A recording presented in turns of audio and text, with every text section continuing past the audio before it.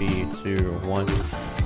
What is going on, everybody? Welcome back to TFC. It has been a moment since we've been live here on the channel, but Cody, we've got an exciting broadcast today because it's actually us supporting Luck Leagues. We are going to be hosting Luck Cup number 4, a tournament hosted by Luck himself here within the community. And we're going to be watching 4 final round matches in a bracket format, which is going to be an awesome time. Cody, how are we feeling, brother?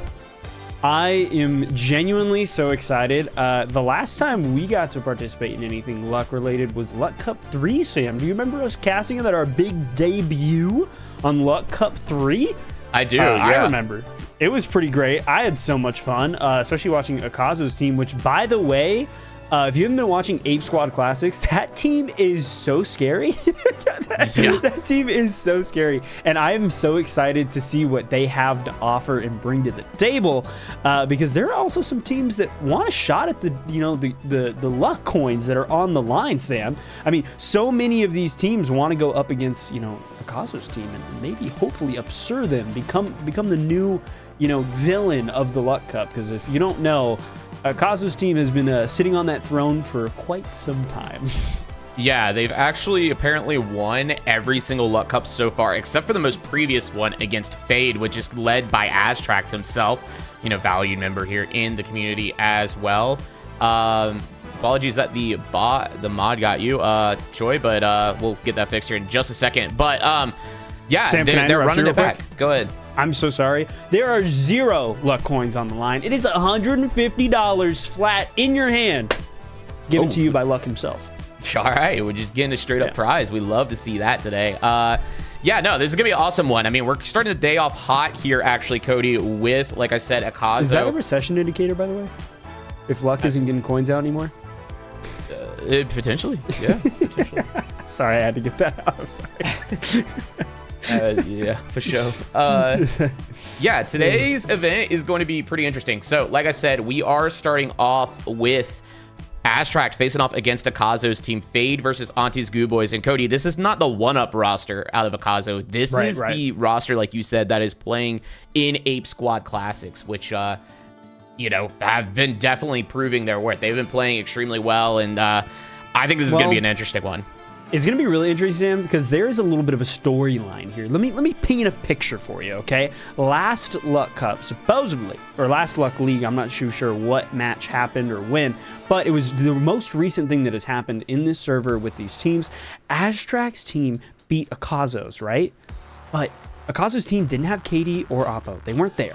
So they didn't feel like it was a real win, right? It felt like it was kind of given to them a bit. And they want to run it back. This is kind of their chance to prove that it wasn't just a one-off, right? It doesn't matter who you have on your team. Akazo, Aztract is coming, and they will beat you. So, I don't know. What do you think about this whole little thing that's going on? I mean, it's definitely a battle of the ages. It's going to be an exciting one to start the day off. And, Auntie's Goo Boys, this is the best that I think Akazo has looked, because he's met with KD Killer and also Apo on the roster. And, I mean, we've just seen what they can do, like we said. So I expect this to be a total bang out. It could go either way, but I do got to say my money is on Auntie's Goo Boys coming into this one. That's fair. I just love Aztract. That guy's my goat. So I'm rooting for all of them. Def Nox, Joe Osif. But I don't think we can talk about it too much longer, Sam. I think we're ready to get in this match any moment now. Yeah, I'm down to run it up. It looks like we're going to be starting off here on Monaco of all maps, which definitely, I think, could play into the favor of Auntie's Goo Boys, right? They've got the Goo Gun on hand. I mean, Akazo obviously rocking the Deagles like normal, I imagine. And, I mean, we know what that guy can do from range, especially on a map like Monaco where height and, I mean, honestly, precision weapons can reign supreme. So, yeah, it's going to be an interesting one. You're absolutely right. I mean, Monaco is one of those maps that height is everything, especially when you're on standard issue. The church, all of those multi-layers that are going on a map like Monaco, you need to make sure you are constantly moving and constantly having height over the rest of the team. And if they have height on you, you need to figure out any way possible to get them off it. And looking at, this team already starting, right? Fade, Aztract, Def Nox, Joe Osif, fighting it out here. I do see the 93R. I see the Lewis gun, the Ruby, very pretty there, and the F car over on the side of the medium. Sam, I want to say we're seeing a medium, right? We've kind of been talking a lot. There's been a lot of deliberation. A little weird to see a medium, maybe. It's definitely interesting because, you know, we've obviously been watching a lot of cash out, and the topic of conversation across the scene, especially with, like we said, Ape Squad Classics going on and such, is the meta of heavy, light at the moment, right? We've seen it a lot in Ape Squad Classics do well. We've seen it a lot also in heist games and other events around the scene. But Cody, I really haven't watched a lot of Final Round recently, I'm realizing. So HML could, you know, make its way back into the meta there. It's kind of unknown. Meanwhile, we do have HHL on the side of Auntie's Goo Boys. Yeah, you are right. I mean, they are known for running that HHL. I mean, Akazo's been in our chat since day one. He's like, dude, the medium, it's not worth it, man. Double heavy light. He's been saying that for a while. I mean, before he was ahead of the ball, but now, I mean, I think things are starting to develop a bit, right? The cash box is pretty close to this team Fade. They have it just sitting with them. They're picking some shots, and I will say, Auntie's Goo Boys are doing a great job at holding them at bay. Now the pad coming in, the vanish as well. The question is, do they notice? I think they do. Now starting to move over, taking that zip line. Shots are starting to rain in. I see Aztract. He does see someone in that roof, right? He notices him. He's trying to look for him, but nothing seems to be ringing out just yet. But damage now starting to come in, Sam. And the question is, what is Fade going to do here? The box is still sitting all the way over there, and Auntie's Goo Boys are just kind of hanging out under. Yeah, I mean, this is something that I've been saying even in cash out when we've been watching Auntie's Goo Boys is you got to go early and try to find this pick onto Akazo because, you know, the name of the game for Auntie's Goo Boys is getting set up, getting their utility down. Obviously, EK with that goo gun, we've all seen what he can do, right? So finding early information like Aztract is doing, for example, kind of scoping out, which we also saw KD kind of on the lurk as well, just trying to find some sort of information so that they could find an opening pick early here to flip this fight onto his head. Once that pick is found, Cody, I expect things to erupt really quickly here. Yeah, and Joe started to take some damage there from KD Killer, though, and they're going to go and back out. It looks like a reset's going to happen here, Cody. Yeah, but they did get the box. Oppo getting hit by the RPG from Joe Wilson, but unfortunately, he is caught in the middle between both of them. The double heavy ringing in that damage now. Defnox coming in with the defib, but down goes Aztract. Akazo getting not one, but two. Now looking for the hand res, and the damage continuing to come in, but it's just not enough. Auntie's Goo Boys take this one, Sam, and this is a great position for them, and an even worse position for Fade. Looking back at the replay, man, what an unfortunate pick. Akazo with those dualies, just getting the damage he needs. Defnox coming in with that defib, but it's just too little, too late, Sam. I want to get back into this, though, right? You talked about it. Auntie's Goo Boys, you do not want to give them the time to set up. And now, looking at Akazo, he's doing exactly that. The signature, the anti-grav cube, the goo, the C4, the mines, everything. This is not what you want to be if you're Fade. Yeah, if you're Fade, you now have your work cut out for you, as we saw there with the anti-grav cube coming in out of Akazo. It's going to raise that cash out into the ceiling, making a nice little cocoon.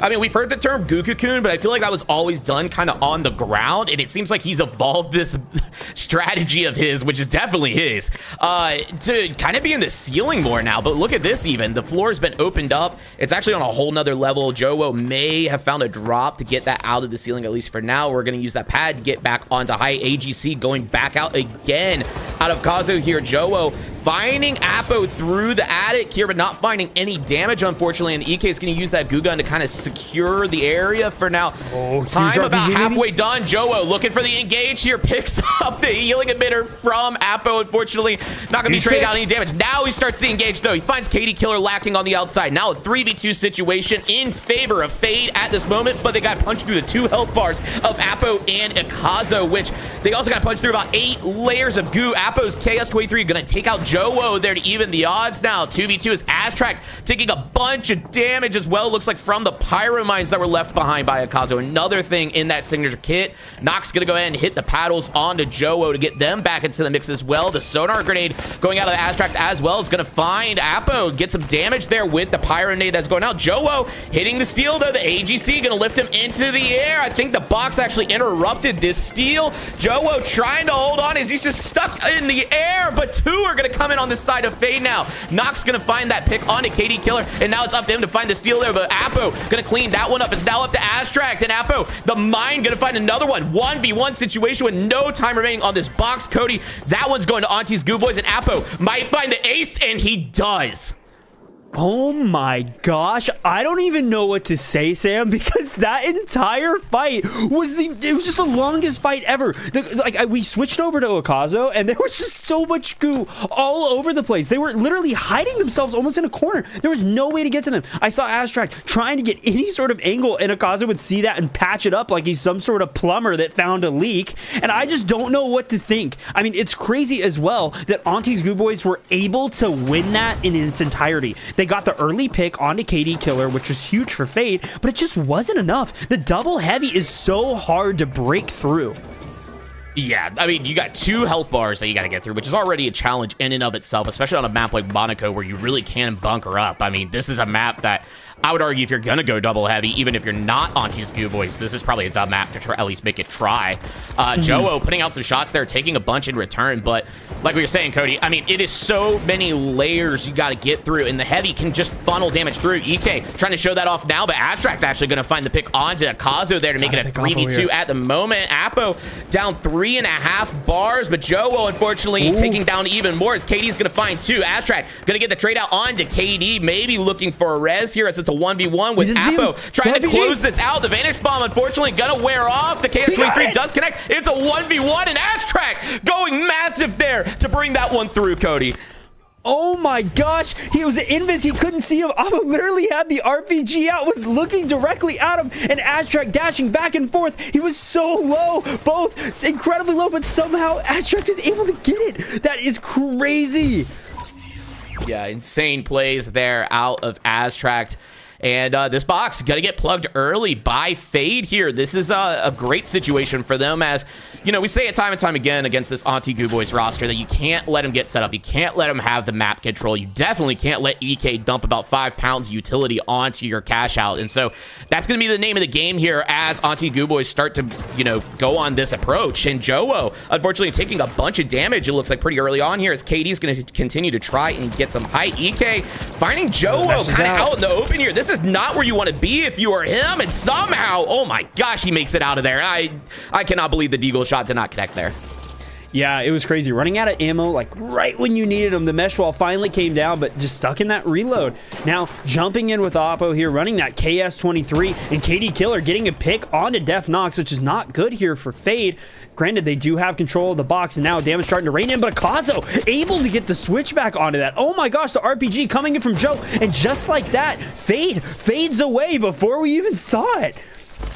Yeah, this one, unfortunately, just looks like Fade the entire time we're on this back foot. I mean, we saw Apo start to get some early shots, and Astract finding some good shots there onto EK, but EK's deagles, this is what I was saying on Monaco. This is like the perfect map for him, and Apo finding the cleanup there on the Joe as well to go ahead and take out Fade. Yeah, definitely a crazy fight to say the least. And now we're seeing the Akazo special, right? He's running that LUQQQ that we have talked about quite often.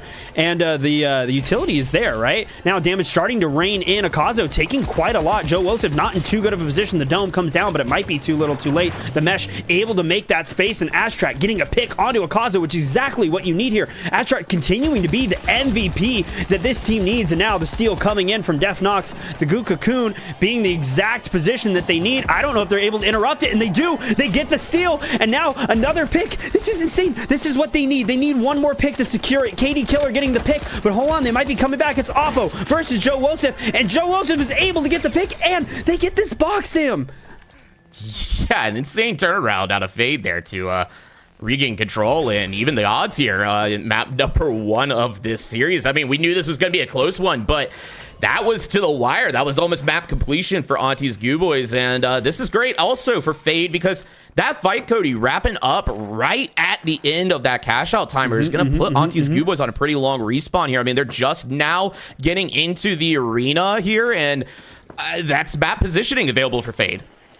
Yeah, you are absolutely right. It is kind of crazy that, you know, I think Fade, they struggled to find their footing a little bit. I mean, this is a hard team to fight against, right? You know, the amount of just kind of area that you can just kind of set up in when you are Auntie's Goo Boys, it's really tough. I'm curious to see what's going to happen in this second match, because we are going over to Bernal, which I think has some similarities, right? But there is a lot more, you know, kind of just I guess, separation between buildings and all that good stuff. There's not as many layers, I would say. So I'm definitely curious to see how the next match will ring out. But now jumping in with Joe, getting some good shots with that Lewis gun. Akazo starting to move vault 3, and this is kind of anyone's game right now. It's 25 to 25. Hold on, what an angle from KD Killer. Sam, what do you think needs to happen here for Fade to kind of get this full turnaround? They just lost Aztrak, so they're in a little bit of a tough position. Yeah, and this res is a little sketchy here. As you know, KD is up above with that cloak as well. The nice gateway going to get them out of here, at least for now, in a full reset on the side of Fade. But one of the things that they got to, be careful of is KD.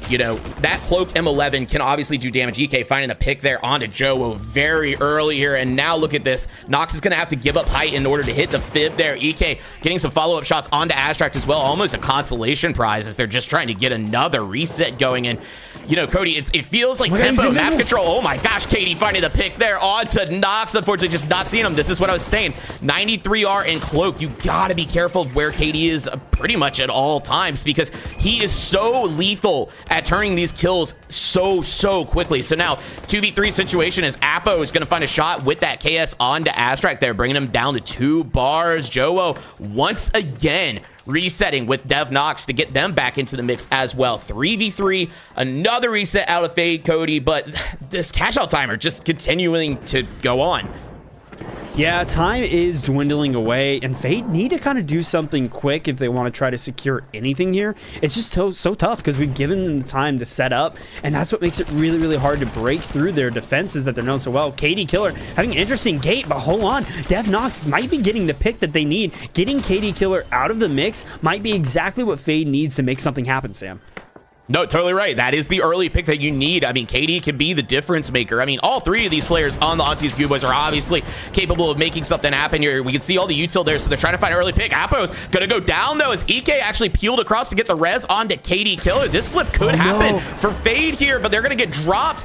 Steal attempt coming back through out of Nox now. I don't know if that's the play, and you need to go ahead and find some confirmed kills here as Kazu, in critical HP, down to 3.5 bars. That Goo gonna get deployed. That's actually gonna keep him distance away. The AGC is gonna come in. Joe gonna ride it up here. Can he actually hold on, Cody? This one might actually work out if they don't shoot out the graph cube, and it does. This one now going over to Fade here as time is dwindling down. They just need to hold on, Cody, for about 10 more seconds, and this box is theirs.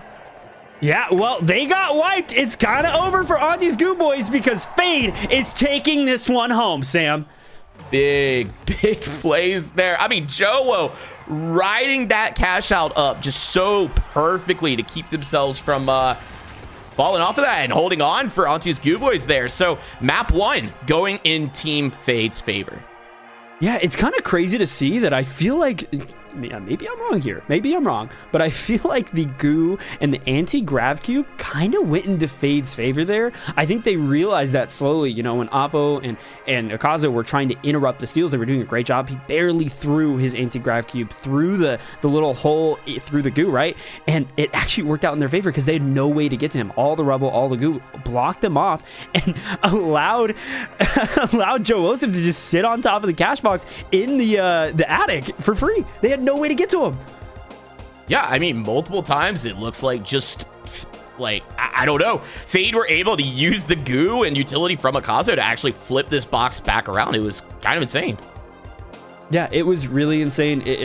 I can't wait to see what the run back will be on this match because, like I said, Sam, we're going to Bernal. So I'm kind of curious what you have to say about that. Yeah, we're headed over to Bernal, and let's real quick, I'm seeing chat asking about a bracket here. We don't have one that's being updated in real time necessarily, so here is the bracket, at least for now. The matches in blue are going to be the ones that are played here on stream today. We got 4 series.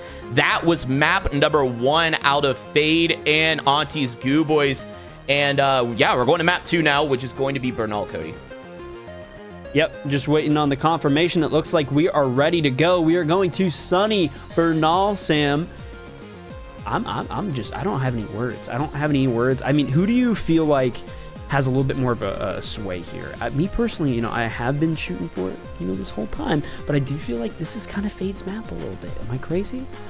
I think Fade is doing a great job of just keeping, heads up plays happening and working around the Auntie's Goo Boys. It's actually something I feel like we haven't seen a lot of out of a lot of rosters. I'm really impressed at how they're playing around all this utility. They're prioritizing picks early on. And I'm with you. I think on a map like Bernal as well, it can be a little bit more difficult to make something like the Goo Gun actually work out. So, yeah, this is going to be an interesting one.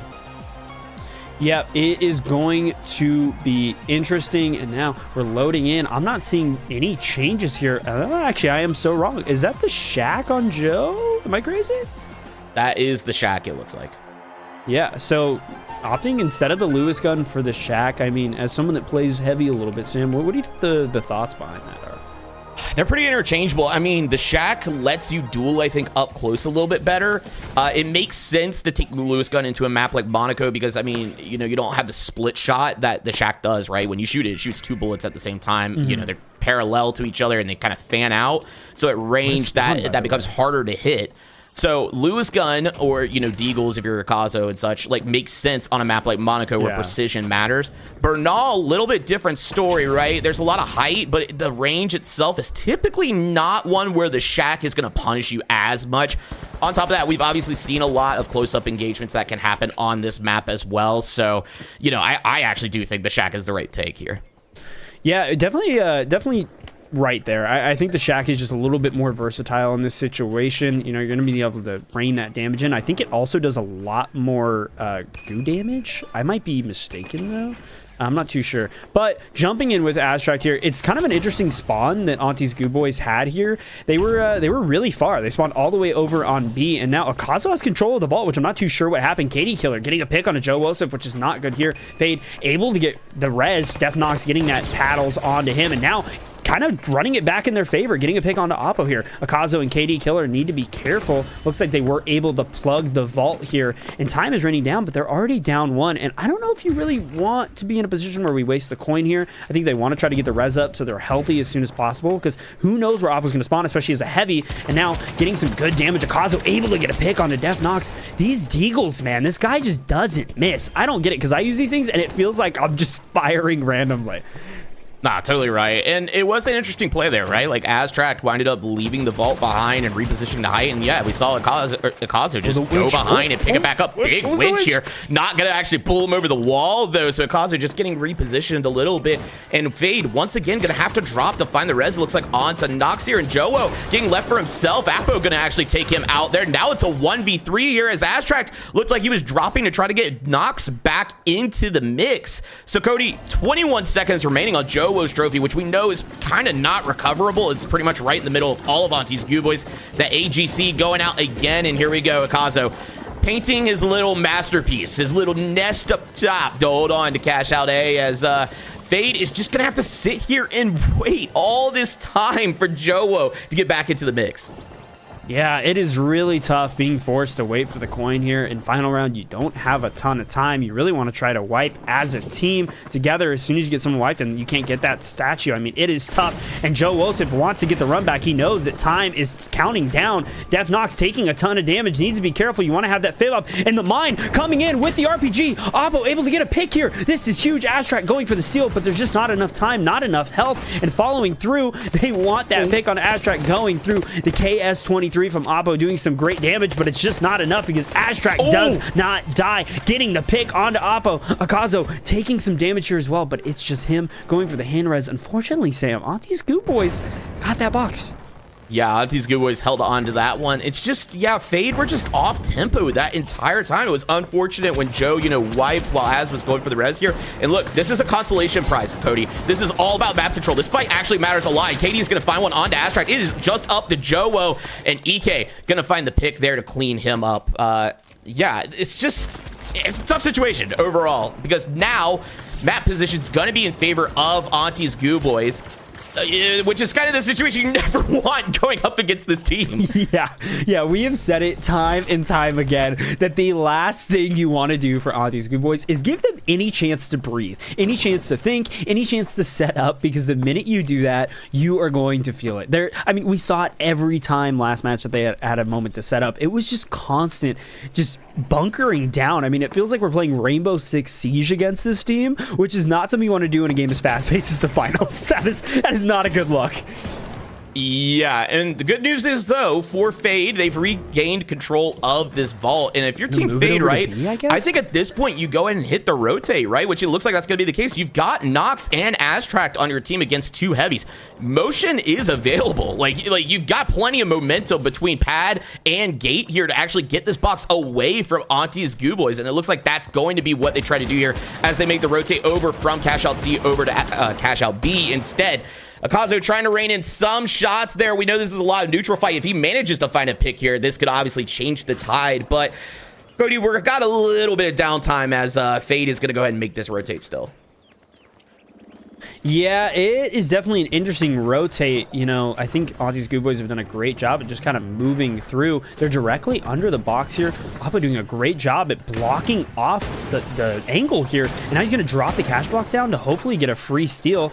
Seeing another Goo Barrel blocking off the height, but no, they want to interrupt that. And unfortunately, Joe also jumping into literally the eyes of Oppo and Akazo, which is not good here for Fade. They're down 1. The defib coming in from Def Nox and the steal as well from Oppo, trying to get some damage onto Astract here, doing a great job of just getting out, getting away, continuing to waste time. And they need to be careful here because Fade needs to be ready. The Goo's going to come in. They're going to have the angle blocked off. Oppo now going for the steal again. The heal ball, keeping him healthy. The RPG not winning. And hold on, they got the steal. The winch didn't hit, and now the damage coming in. Joe Joseph able to get a pick onto Akazo. Appa doing a great job of just trying to stay alive, but Katie Killer is low as well, and Joe Joseph comes in, getting that last pick, and down goes Auntie's Goo Boys, Sam. They're going to get the steal here, and this is going to be another match where we're going to box 3. Yeah, this was a beautiful play here out of Joa. I mean, we looked at this steal, and in the back of my head, I could hear Young screaming, is anybody going to stop this steal, fellas? Yep. And Joa, though, going to go and punish that, finding the early damage there onto Akazo, finding the follow-up as well, getting a 3K. I mean, that's an ace for Joa and Fade. I miscalculated my time. They're pretty close. They might be coming in here. The Gate coming in as well. They want to try to get the steal back. They want to end this game as quickly as possible. They're looking for an opportunity for it to come in. Joe Joseph getting a pick on a KD Killer, though, and down goes Akazo as well. Astract getting the pick they need. It's just Oppo, the RPG, getting a pick onto Def Nox, the dome, protecting Joe Joseph, and now he's holding up the mesh, but there is no time left for Auntie's Goo Boys. I think they're getting called home. Auntie's calling them home. The cookies are ready. Yeah, this was a beautiful play here out of Fade. I mean, just absolutely holding on there. EK getting picked early by Astrat. Joe finding the pick on to KD as well. Apo having a moment here, looking like he might actually snap and pop off here. Gets the 1 pick. Unfortunately, though, it's just Joa with more health going to go ahead and take him out as well. Yeah, this has been, it's really weird. You know, I noticed that I feel like Auntie's Goo Boys have a really, really strong start, and I feel like they are incredibly consistent. We know this, but Fade, right? It feels like they almost download this team as we get through the match, and I don't know what to say. I'm curious if the download is completed, because I felt like last match it really was kind of Fade just going through. It was really great to see, and now the damage starting to come in, and we're seeing Auntie's Goo Boys are not as healthy as they need to be here. Katie Killer really, really struggling to stay alive here. I think he's cloaked, and man, Astract having a great angle onto Akazo, and the sonar nades making sure that they're constantly spotted. Akazo taking some more damage as well. Oppo taking some damage as well, but Joe Joseph incredibly low. Astract looking to support his team here, and Def Nox getting a pick onto Oppo. This is great here. It's Akazo, it's Katie Killer, and Akazo is incredibly low. The heal beam, the H+, making sure, not the heal beam, sorry, the heal ball, keeping him healthy. And now Joe Joseph has gotten picked as well. It's a 2v2. This is kind of an interesting position, Sam. Yeah, it's interesting because you're down the heavy on the side of Fade. So, you know, health bars are obviously in advantage of Auntie's Goo Boys, but on a map like Bernal, you know, where taking height is important, you're going to have the pad here out of Nox. Unfortunately, it's still on cooldown, and KD going to go ahead and rotate around here, waiting for the cloak to come off of cooldown before he probably looks to find a chow onto Astract, but Astract going to find him there. He's not going to see him after he cloaks out here. Maybe looking for a trade out, but gonna go ahead and abandon that one and continue to protect the trophy of Akaza to make sure that he burns that coin. Ooh, this is a devious setup, Sam. I don't know if you see everything that I see. Oh, yeah. With the pyro barrel, the pyro mine, and Appo sitting there with his RPG. He's fishing. He's looking for anything. He really wants to find a catch, but it doesn't look like anything is going to come to fruition. And now Joseph starting to move this vault over, and KD Killer has him directly in their sights, wants to make sure that they're not able to move this over. And I think they realize that. They're saying, you know what? Yeah, you're going to hold this over there. We're just going to go to the other box, but they need to be careful. I see Akazo directly above this team. They see the fish that they want to catch, and damage is starting to come in. Joseph in a tough spot here. You do not want to be on the ground when two heavies are above you. That's not a good position. Yeah, especially when it's a KS-23 and Deagles for those heavies. I mean, it is high burst damage if they can hit their shots, and giving them a head glitch of any kind, I mean, it's just putting yourself in a bad situation. The red barrel gonna go out. That one will connect onto Jowo, but Jowo probably gonna make it out with his life there. 74 HP on Akazo, as it looks like Aztrac or Nox was putting in a bunch of damage. Nox gonna find the kill on Akazo now. 3v2 situations. Apo trying to close in here onto Nox. He's gonna find the trade out there. 2v2 now. Apo, though, heal ball going out to try to get him back in as well. I'm so not used to saying healing there. I know. The heal ball has jumped me up multiple times. Joseph starting to move the vault, though. This is kind of what they need, but they do need to be careful, because if Auntie's Goo Boys get back up to full health here, they're going to be down one in the defense. I think the winch is coming in. They're trying to get this out in the open. Oh my, what a winch. Jeez, that is a perfect play. Clip that, ship that. I mean, review it. Do what you need to do, because that is how you manipulate a cash box right there, Sam. Yeah, and this is a great position for Team Fade. As you know, I mean, Akazo and Squad are going to need to kind of get themselves out into the open, which could become quite the blender if Team Fade coordinate their shots here. Akazo taking a bunch of damage. Nox gonna find the pick onto Apo there, and now shots are gonna continue to ring out as Akazo down to about half here. Aztrac trying to find the pick onto KD Killer. He does not see him cloaked up there. KD probably does see the vision, doesn't decide to take the shots just yet. Aztrac gonna actually kill Akazo there. KD, I'm surprised, not looking to chow that, and now he's the last one on the side of Auntie's Goo Boys, as 5 seconds are remaining on the coin for Apo. Cody, and this is looking more and more in Fade's favor by the second. Yeah, I mean, I think it's actually smart here to not try to get the wipe onto KD as well. You want to try to force as much time as possible. They have to wait this entire timer, and if they're lucky, maybe they can get a pick onto Oppo here. But time is ticking down, and Oppo's no coins left, by the way. Akazo probably going to use his as well. What are we seeing? Okay, I was like, okay, wait, no, they went for the statue res. Oh, wow. Okay, yeah. That is interesting. I mean, I guess it makes sense. I didn't realize that his statue was in such a resable position. I'm surprised that Fade didn't want to stop that. Nox taking some damage, so is Joseph. The entirety of Fade is taking a lot of damage. Joseph incredibly low, and so is Akazo. The steal coming in from Oppo. They need to try to interrupt this to C4. Looks like it does, but hold on. Fade is incredibly low. Down goes Aztrac. It's just Joseph. They need to interrupt this steal. They need to do something quick. He's trying. The witch gets the heal ball, and they're able to get the steal. We're gonna go to game 3, Sam. No way. Did that winch just hit Chuck? Chuck coming in so clutch here. They made him to smaller. Actually make this actually work out. Smaller. That is insanity. Are you kidding me? They made him smaller, and somehow, some way, Chuck, the man, the myth, the legend, came in clutch as the 4th hidden teammate for Auntie's Goo Boys. Oh my gosh, I know if I'm Joseph, I am punching my desk right now. That is not real life. That is genuinely insane to see that. Oh my gosh. Sam, I'm gonna get a little meta real quick, break the 4th wall. Can you go to the leaderboard real quick?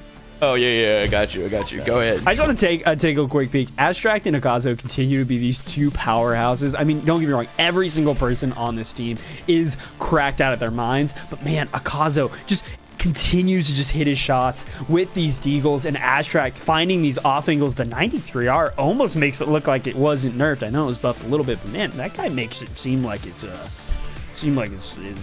prime meta. I don't know how he does it, but I want to get right into this next match because I just want to see what happens. I don't know what else to say. I just want to get right into this next match. Yeah, and I'm sure these players are as well, looking to go ahead and get back into the mix here as we are about to head over to, I want to say, Fangway City of all things. Yep. Yeah, which has been interesting, right? We haven't seen really any of this map in threes, and it's going to be an interesting one. So, starting the day off hot, we knew this was going to be a close series, and it's looking like that's going to be the case here as we look to see who gets the get back. Now, remember, as the storyline, if you're just tuning in, the previous Luck Cup, Fade actually won every single pretty much Luck event. I believe before that, Auntie's Goo Boys had won. However, the event that Fade won, Auntie's Goo Boys did not have Apo or KD Killer that day. Apparently, they were down 2. So Fade actually have said that they feel like that win wasn't earned. And so this series is them trying to get their get back just to start off Luck Cup number 4. Definitely an interesting storyline. I mean, I love to see it. It is a crazy, crazy storyline going on here. The fact that we're going to game 3, I mean, it's almost written in the books. And I want to say there's another battle going on in our chat, apparently. Automod is just cutting people left and right. I know. Sorry, Listen, Slothy. we had to change. We had to change around some stuff last second today, and we don't use that bot typically. And I've learned why. Yeah. I remember why I don't use it because it's annoying. Yeah. It's the shackles should be free for everybody else. I'm sorry. Yeah, getting into the mix here. Fade versus Auntie Goo Boys, map 3, winner take all. This is a single elimination tournament, by the way. So the team that loses this is going home packing. They're going to spend the rest of their afternoon hanging out. I do believe Auntie's Goo Boys, at least some of this roster, are going to be playing in Heist Games Championship here at 6 p.m. Eastern very soon. And it looks like we are performing a restart, potentially. Restart? Potentially. Are we restart? Okay. All right. Well, I guess we'll restart. BRB boys. All right. Well, throw it right on back. All right. It's always so scary as an observer when they like stand still sometimes because you're like, it really is just. Yeah. Well, it's, okay, listen, Embark, I don't know if you're watching. I got a couple wish list items I'd like for you as observer and production in this video game space at this point. First up, when you're glitched and you're spectating somebody, can we not glitch out our interface as well? I would still like to be able to read the kill feed. That's number 1. Number 2, can you give us the option to somehow see game chat, I guess? I understand why it's probably that way, but it would be nice to actually be able to see game chat. Yeah, so that we actually know if there's pause needed. It definitely would. I would also be interested in it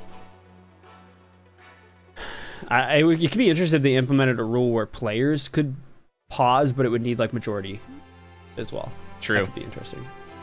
Yeah, that would be actually pretty cool. Yeah. But Cody, we've just watched probably one of the craziest endings for all the wrong reasons of a final round ever, where Jowo looking like he was going to hit the winch to prevent the steal and secure the series for Team Fade. And Chuck the Healing Emitter making an MVP performance by body blocking for Apo to take us to map number 3. So, yeah, we're starting to load into Fangway City. Again, we actually haven't seen a lot of threes in general, right? Now that the Finals Esports has kind of made its return. We've watched a lot of cash out, I'm realizing. So do you have any predictions coming into this? Yeah, I mean, overall, I think you're right. We haven't seen it. I am curious to see what other teams are running, right? We've seen a really, really dominant, lack of medium in a lot of positions. So I'm kind of curious what we're going to see overall by the end of this tournament, what everyone is running. I will say, Fade kind of making HML look really good. I mean, I will say when you're in final round, having that defib is really, really, really good. I don't know what to say. It continues to just be something that I feel like you kind of can't live without in some situations. And in final round, having that extra life so immediately when you're already grouped up a lot anyways, kind of makes sense. I don't know. No, I agree with you. I mean, obviously, defib is probably the strongest gadget on the medium class. I think there's not much of a debate there at this point, maybe. So I agree with you. And in final round, it's even more crucial. We've seen what happens when somebody gets picked early, and we've actually seen what happens when people have to peel to get the res. And speaking of early picks, Jowo finding that early pick onto Apo here. Now a 3v2 situation is KD Killer trying to even this one out with the 93R. Going to go ahead and disengage. He is on that cloak, so he's not on dash. Going to be a bit more difficult to actually close the gap here, but Nox going to look to chow KD. Does get the pick there, and Az finding the pick onto a Kazo there, Cody. Yeah, that was really interesting. We're actively watching KD Killer go out of his way to try to get the light pick. They want to try to trade lights as soon as possible, which, I mean, makes sense. Astract, I mean, everyone on Fade is really great, but man, Astract continues to kind of, like I said, be the MVP, getting these off angles consistently, raining in that damage with the 93R, especially against the heavies. That's something you want to get out of the mix as quickly as possible, and KD Killer is actively going for that. It was such an interesting, you know, thing to watch where he sees his teammate just getting like beamed down, but he does not care. He's like, I only have Astract in my sights, and that is all I care about. Yeah, and it's interesting. I mean, do you think that's the right play? Do you want to trade out the lights, or do you think instead maybe KD should be focusing on trying to get Nox out of the picture? I think so. You have double heavies, and you know, I've said it before. The more heavies you have on your team, the more they take care of each other. Yeah, that is fair. Really, I mean, they do have the heals out of Apo as well, you know, keeping them into the mix. We've seen that. We've seen what Chuck can do at this point. Yeah, it's interesting. You know, we talked about earlier as well, like, obviously, Nox being on that defib is such a high value piece that if you get him out of the picture early, can really turn the fight here. So curious to see how this one works. The gate does come through here as gonna get picked up by KD there. Down goes the light, and it looks like Jowo gonna go down as well as EK gonna find the pick there. Now a 3v1. Nox, last one remaining on the side of Fade. If you're gonna wipe, you might want to do it now, and EK gonna find the wipe there, and this box gonna get flipped over to Auntie's Goo Boys. Man, I don't know what to say about that. I feel like going through that gate, I don't know if they realized where, you know, Auntie's Goo Boys actually were, but it almost felt like they didn't realize they were on that roof, and they went right into their sights. I don't know. It's kind of weird. I don't know what to say. They also, like, went through it staggered. It just really felt like a big misplay there. I don't know. Yeah, it did look like the engage was not quite right there, which is interesting too, because the box was in possession of Fade, so you would think they'd be a little more together in that situation. But gonna look to make the approach here. They gotta be careful of those pyro mines of EK, as this Goo Cocoon could become a problem. The dome does go out here. Jowo gonna try to make the steal happen. That C4 is gonna detonate. The winch gets blocked by the mesh there. Jowo find the pick onto Apo, but not before KD takes out Nox as well. 2v2, and it's very close here as Jowo in critical HP, but this box headed over to Auntie's Goo Boys. Astract now trying to find the cleanup. Finds one onto KD Killer here. Jowo gonna try to stay alive and stay healthy here. EK gonna go ahead and get wiped there, and that wipe going in favor of Fade, Cody, and now map control returning back into Fade's possession. Yeah, I mean, they do have map control, but they need to be careful because Auntie's Goo Boys do have this box here, and you really want to try to make sure they don't get any sort of lead. But I feel like this has happened almost every match, right? Auntie's Goo Boys get the first box, and then Fade get the next, and then it's kind of just a coin flip for the last one. It's been really interesting how almost on par these teams feel. It feels like they've downloaded each other at this point, and I don't really know who to root for anymore. Yeah, this is just, I mean, I guess we're just looking for a good game at this point. Fader's, I mean, doing a great job at controlling it. Obviously, you know, we came into the stream wanting to have a little bit of bias, and you know, Fade looking to get their get back. I mean, this is a big game for them, obviously. You know, they said that they won last tournament, but it wasn't against the full roster, and now this is the one that could, I guess, legitify it for themselves. And KD Killer trying to rain out some shots here. Still a lot of neutral fight happening. No engagements just yet. Not really surprised by that, to be honest. Box, though, in possession of Auntie's Goo Boys, Cody, as they look to take it through construction area. And I would be a little nervous of Fade at this point, trying to make this cross, because that Goo gun could make a lot of value happen. Astract trying to find this early pick onto KD. Reminder, no dash. The Goo gonna go out. Unfortunately, the pick finally coming through for Astract onto KD Killer. That is so early, as the box has just been plugged here by Akazo.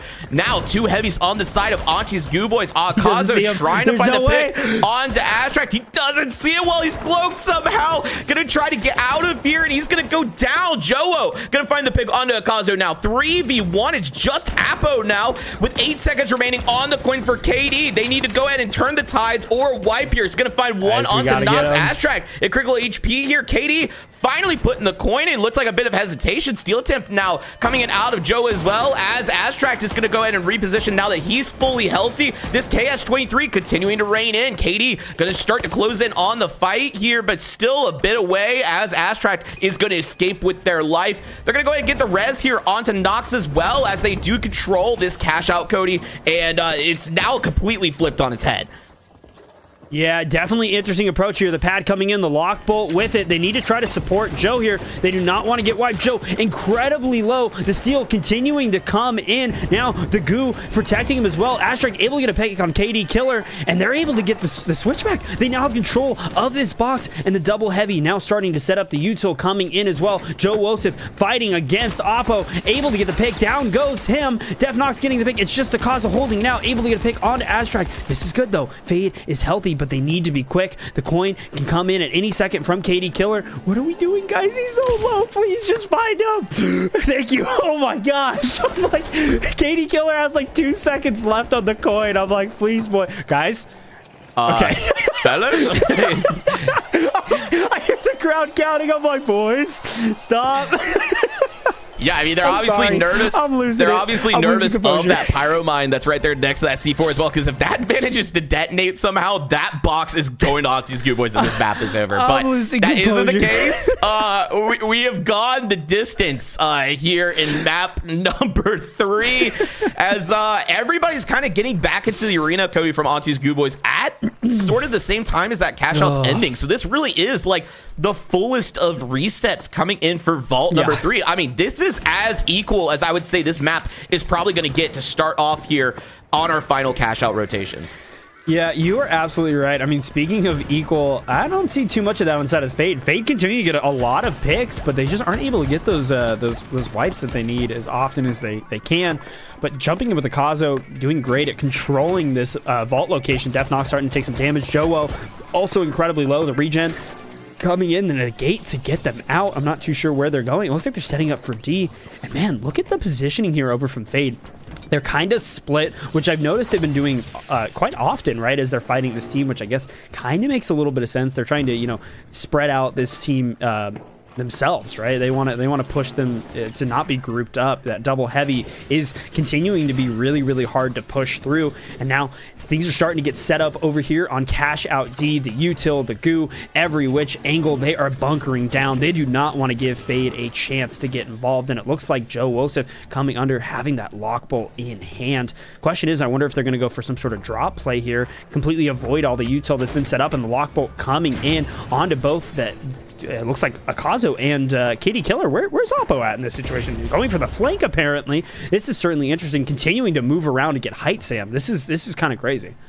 Yeah, this is very interesting. I mean, Akazo pulled out the grav cube, you know, very early there. It kind of just went away. That's on cooldown at the moment, and it looks like Fade are just trying to find some sort of information. Joe barely making it out of there, but it looks like Astract gonna close in on to KD, and he gets turned on by KD. KD is gonna take out Astract. There's 3v2 now. Nox trying to rain in some shots onto Appo, who's down to 2.5 bars, but looks like they might escape there. That healing emitter putting in the work to get him back and healthy. KD back in the mix as well. Astract down to 13 seconds for this coin to get back into the mix. And time is not on the side if you are Fade currently. Steal attempt now coming through out of Jowo, but Oppo up above currently. He does hold on there. The flip actually will go through for Fade, Cody. This has now become very interesting as Astract is now back into the mix, but Akazo going to continue the stagger, finding the early pick onto Jowo there. Astract trying to even this one out, does actually find the pick onto Akazo. That's a big value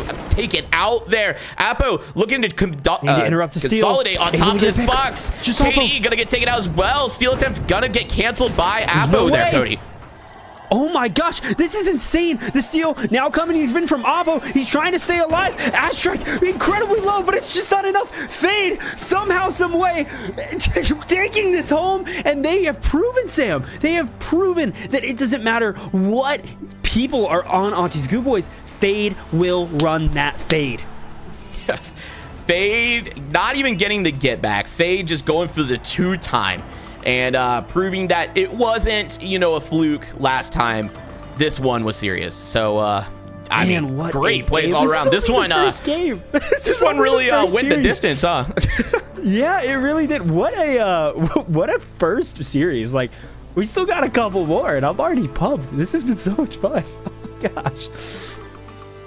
Looking at the leaderboard, though, Aztract popping off with 6 eliminations, 5k damage. Defnox not too far behind, and so is Joe Wosef. This team just kind of being a powerhouse, by the way. Almost 4.5k support. And over on the side of Auntie's Goob Boys, I think they actually, I have to say it, I mean, they're not very aggressive of a team, right? They want to avoid the fight as much as possible, waste time, use the util, and if the kills come their way, they'll happily, pick them up. But man, it's really crazy how many picks Fade was able to secure here.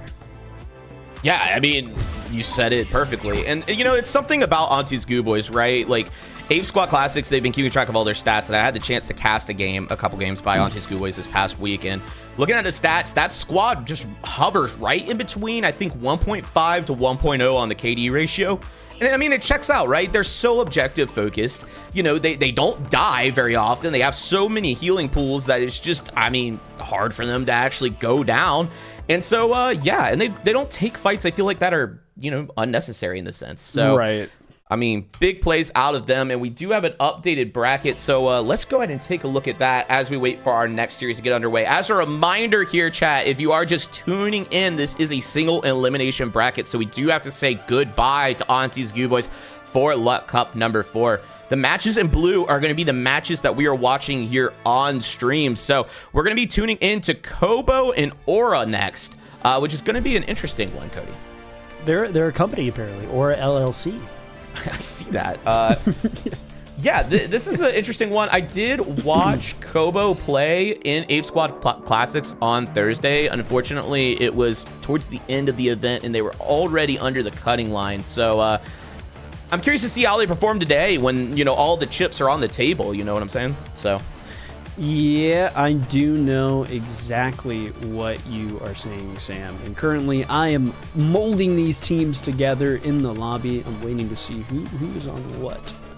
Give me one moment. There we go. All right, I have it here. Do you know what map we're going to, Sam? Because I do. You want to yeah, we are headed over to Vegas Stadium, one of our favorite places in the world, Cody. For any particular reason? I like to hang out with my boys, spin the roulette table, play a little bit of craps. You know how it is. This is a good one. So it's going to be interesting here as Kobo should be on top. I am so sorry. Yep, I'm going to do that right now. I apologize. I just realized. And we will get underway here in just a moment.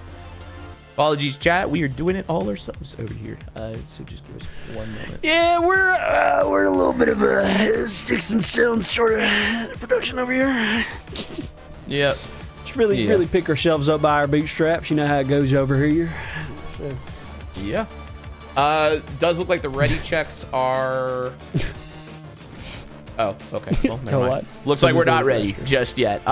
Cody, coming into this match, I do know that I think it's grass on the side of Kobo actually does run sledge. Now, again, this was on a Monaco match against Nightmare, I believe, or no, against Bus. It was against Nightmare. It was against that crazy ending where Cruelty actually upset Nightmare on Monaco this past week at Ape Squad. And yeah, he was on sledge. Now, I don't know if that's actually what he chooses to run more often than not, or if it was one of those things where, we're kind of past the chopping block. Let's just have some fun, It's going to be interesting to see if he actually pulls that out or not, because as you know, we have to dojo a foul here at TFC that we're very accustomed to watching some Sledgehammer gameplay. We're kind of experts. We're kind of experts. What can I say? We're really good at commentating melee players. Whether you see that as a good thing or a bad thing, that's up for debate. But nonetheless, I think it's really good at casting any sort of situation. So I think we're prepared for just about anything. And speaking of anything, playing on a map like Las Vegas Stadium is kind of a gamble within itself because of all the layers, Sam. It's like an onion. You have to peel it back. Yeah, and this was actually something interesting as well. Is like I watched you know, Las Vegas for cash out earlier this week, and the first set of cash outs, there was basically no fighting besides the vault fight. Like, it was just teams trying to scope each other out the entire time. The entire cash out just dwindled away.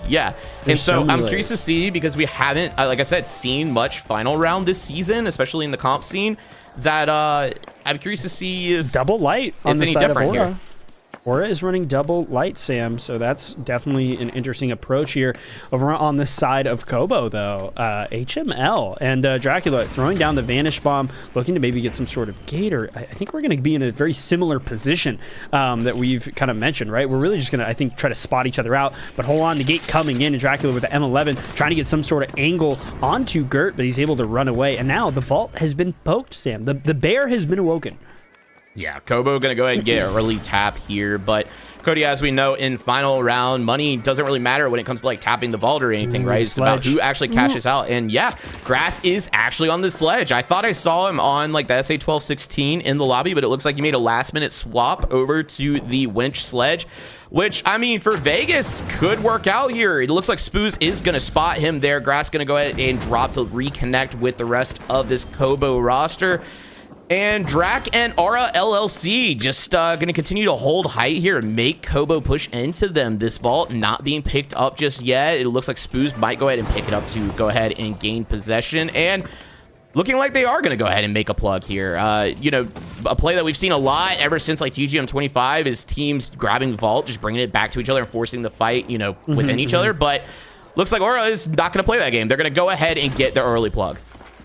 Yeah, definitely an interesting approach here from the side of Kobo. They're kind of sitting under here, and the height that the Osprey's building allows, you know, Aura to kind of hang out at is definitely interesting. The sledge coming in. Really, really tough position, I think, for Grass. It almost feels like Aura is playing exactly around that. They want to try to keep the height, the distance, so they don't have to worry about the sledge at all. And I'm curious if they're, you know, if Kobo's going to take the approach to just drop the box and force that fight, right? I think that's what they need to do here. With how many layers that exist on Vegas, you do kind of have to really, really work in your favor to force the fight, force the team onto you, because they can kind of just continue to loop around, and it's an endless fight. And now I think I saw a jump pad come in, and I think Grass wants some smoke, coming in with that sledge, looking for an RPG something, but he needs to be careful. He's getting caught out in the mist. The 93R coming in the dome, trying to keep him alive. Spoos getting a pick onto Grass. Spring Hour getting a pick onto Gert, and Killamati able to get the defib onto Grass here, but he needs to be careful because every team wants a piece of the pie, and it's not looking great here. It looks like Dracula able to get a pick onto Killamati, and Dracula getting a pick onto Grass as well. Not one, but two picks, and down goes Kobo, Sam.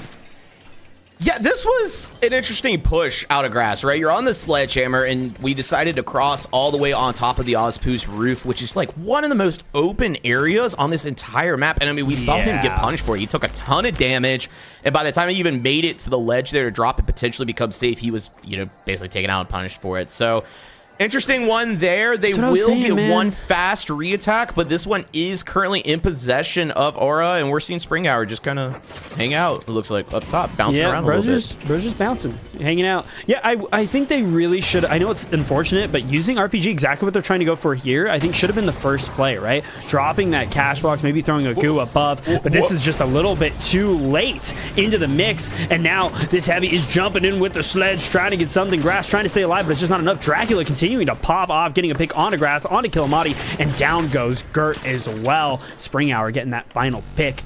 Kobo, man, I think just really being the epitome of a too little too late. Watching that replay, Grass getting some good damage, but it's just too little too late. Like I said, the lights here, the double lights, I feel like almost directly countering him. Not only is the map, you know, the map itself really just not attesting to what Grass's loadout is, the double light, right? Just dashing away every step of the way from the sledge. It's really, really, really tough. And I want to take a look. Yeah, Grass isn't running Lockbolt. I feel like, is that a bit of a misstep, Sam? It might be. I mean, this is map 1 of the three map series, so, you know, Lockbolt could make its way in here in map number 2, right. but I agree. That play was definitely what they probably needed to do before the first attempt there. And Grass going to find the winch onto Spoos. They're going to take him out. 3v2 situation now as Dracula going to trade that one out onto Gert. Grass trying to find the overhead there, hoping that Dracula would go in and chow that, but instead going to get the body of Gert back up and into the fight here. Drac taking a pretty aggressive chow here, almost getting punished there, taking quite a bit of damage, but going to get reach out there, and the winch does connect. Grass going to find the pick onto Dracula. Now a 3v1 situation. Spring Hour down to half health. RPG is going to connect. The SA-12 going to go ahead and clean that one up there onto Killuminati. 2v2 now. Spoos, sorry, is back into the arena, and this is all over a vault, Cody, but Spoos almost losing their life there to try to reconnect with Spring Hour. 8 seconds remaining on the coin for Dracula. Grass going to get the full reset for this Kobo roster. Yeah, definitely interesting here. You know, Young says it time and time again. This fight doesn't matter too much here, but I will say it actually kind of matters a little bit, right? Because B is really close. Whoever does win this fight will get a plug relatively quickly, and that's a lot of time off the timer to steal. So already it looks like Killuminati is really trying to make something happen, and these teams are continuing to trade back and forth, height, position, damage, back and forth. It really is just anyone's game, but Grass starting to take a lot of damage to H+, keeping him alive, able to get a pick onto Spring Hour, and Spoos taking some damage as well, starting to either res up the double lights. They need to try to take him down quick. Looks like Spoos able to get a pick onto Gert. It's Dracula, it's Spoos. Spoos is incredibly low, but Dracula continuing to rein in the damage, and down goes Kobo, Sam. Yeah, that was interesting because, I mean, yeah, Drac was the last one remaining here on Aura, and then Spoos somehow regened all their health. I guess they were down to actually 1 HP. It looked like they were dead there, but Spoos finding that opening pick onto Gert after healing back up. Drac getting the cleanup onto Grass, and just like that, it was just over. This box now back in possession of Aura, and 2 seconds left until Kobo are back in the arena. Sorry, I was a little nervous there for a sec. Anyways, yeah, I will say, I mean, I feel like we've seen that Kobo is capable of winning their fights when the map is in their favor, right? When they have those close quarters. But the problem is this map continues to just kind of force them into these open spaces where the double lights can just kind of maneuver around freely and get so much damage. I really wish they had a lock bolt or had, like, I don't know, something to keep them out of the mix. But now Grass is going for the steal, and Kobo is in a good position. They don't have any way to interrupt it, and they got this steal for almost free. As Young has said, he said it times and this guy kind of says a lot of good things. Where's the interrupt? You were gonna just let him steal that for free? Well, Aura looking to make the steal attempt again here, almost able to stick it. I'm surprised they kind of didn't. Springhour decided to disengage on that one. Killuminati actually hitting the fib onto Gert. I mean, they were man down. This box should have gone for Aura, but Springhour is going to try to chase down Grass, who is on that sledge, who's just continuing to run away.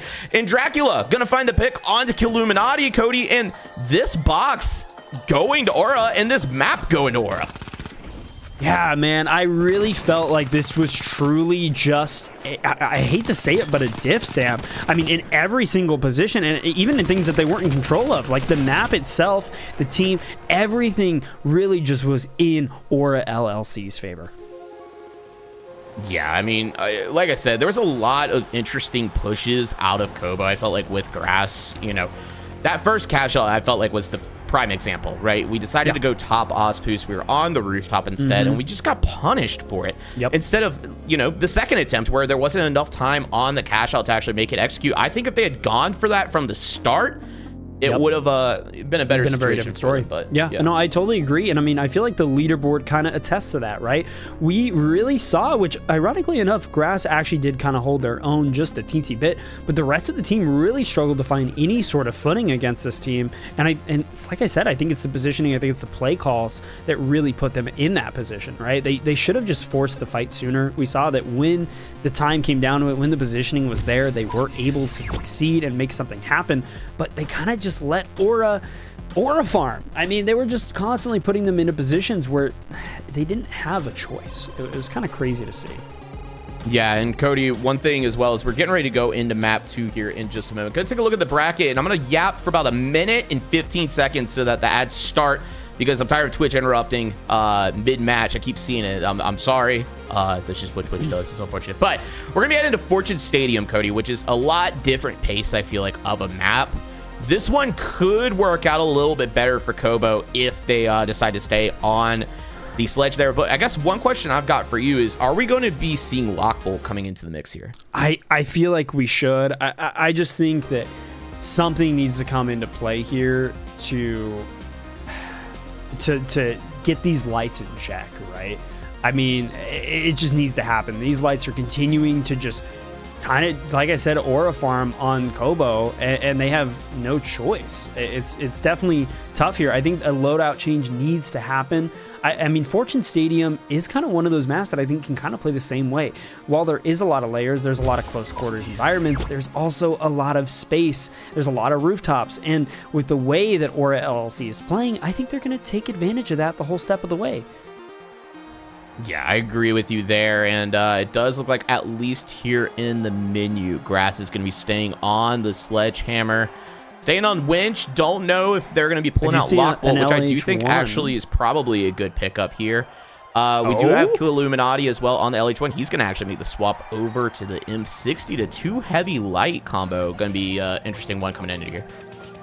Yeah. Now I'm a little confused. I'm kind of curious what the mindset is here to go double heavy. I mean, they want to just, I guess, hard contest, like we said, the double light on the side of Aura. So I guess it makes sense, right? I play into it. The question is what we're all running. I see RPG, I see Dome, there's C4, and then on the side of Grass, running Smoke Grenade? Was he running Smoke Grenade before? I'm going to be honest, I'm not quite sure. It's interesting combo. I don't think so. No, he was running Dome. He has no Dome. Why would you not double Dome? I don't know. It's an interesting one. But this box already in possession of Aura LLC. It looks like they're going to go ahead and try to make an early plug here. Drac going to find the pick onto Illuminati early on here as well. And Grass just still roaming around a bit. It's just, yeah, like we're still trying to engage onto Aura, and there you've already plugged B. Yeah, not too sure what the plan is. I really do feel like, with all due respect to Kobo, I kind of feel a little lost here, Sam. I don't know. Yeah. Anyways, this positioning is in favor of Aura here up top. Kobo waiting for, looks like, the res out of Grass onto Illuminati to get them back into the mix. But Gert's taking a ton of damage by Drac. Drac's just kind of frying this lobby. Grass down to 3 bars here from Spoos. Going to go ahead and pop that Vanish Bomb to escape and let the regen kick in. And it looks like Kobo just trying to make this push from underneath now, and they're down Gert, their light player, which is, you know, a lot of utility not in the mix. No H+ infuser, no gateway. I mean, especially when you're working with a Sledgehammer, it's going to make things difficult. And Drac almost losing her life there, but the elevator going to get them out of the mix here as Grass is trying to close in on to Spoos, who's just going to dash away there and stay out of reach. Yeah, man, this is continuing to just be a masterclass at kiting from the side of Aura LLC here. I mean, they just cannot find any sort of pick on the side of Kobo. It's like they're running around with their heads cut off almost, because it's just so hard to follow up. Grass trying to stay alive here, holding it out for Kobo, but unfortunately, Spring Hour getting that last pick and taking them down here. And Sam, I don't know what else to say. I mean, watching the replay back, jumping in with Spoos, running around, trying to make something happen. It looks like, yeah, this is just, it's just Grass really struggling to do much of anything. I don't know, Sam. If you're Kobo, what do you do here? Do you think, like, how do you turn this around? It's interesting, right? Like, Cody, we mentioned right here at the beginning of this round here of Luck Leagues that you know, there's a team that we've watched before called Dojo of Foul that played double sledge and then a sword. And one thing that they do extremely well that I think puts them above a lot of melee teams is having an execute when it comes to the re-attack, right? Yep. And we're just not seeing that, it looks like. Like, Grass is just kind of around with the Sledgehammer. Like, I would expect them to use that sledge to actually drop the box, you know, because if you can close people in the gap there, you can do a ton of damage, and it just isn't happening there, as Illuminati is going to go down to the damage of Spring Hour with that SA-1216. Grass finding the trail onto Drac. I mean, this room is where you want to be, right? Like, Spring Hour getting the pick onto Gert, Grass getting the trade out here. This is exactly what I'm talking about. Like, this is the situation they need to be in. Unfortunately, they were down a man early. Spoos is going to get the cleanup there, but, you know, get them inside, get them within reach, play around Grass, provide some more support, because if he can hit some overheads with that Sledgehammer, he can really flip these fights around extremely quick. Yeah, I mean, I think you brought up a great point, right? We've watched so much of Dojo Val, and one thing that I think this team needs to try to utilize is manipulating the cash box more and starting fights around that, forcing fights into a point of entry, right? Like you said, they want to be in that room. They want to be in the close quarters. They want to fight in as small of a space as possible, or manipulate the space to be more confined, at least team-wise, right? If the space is open, funnel the team. And unfortunately, wait, this is kind of great here for Aura LLC, or not Aura LLC, sorry, Kobo.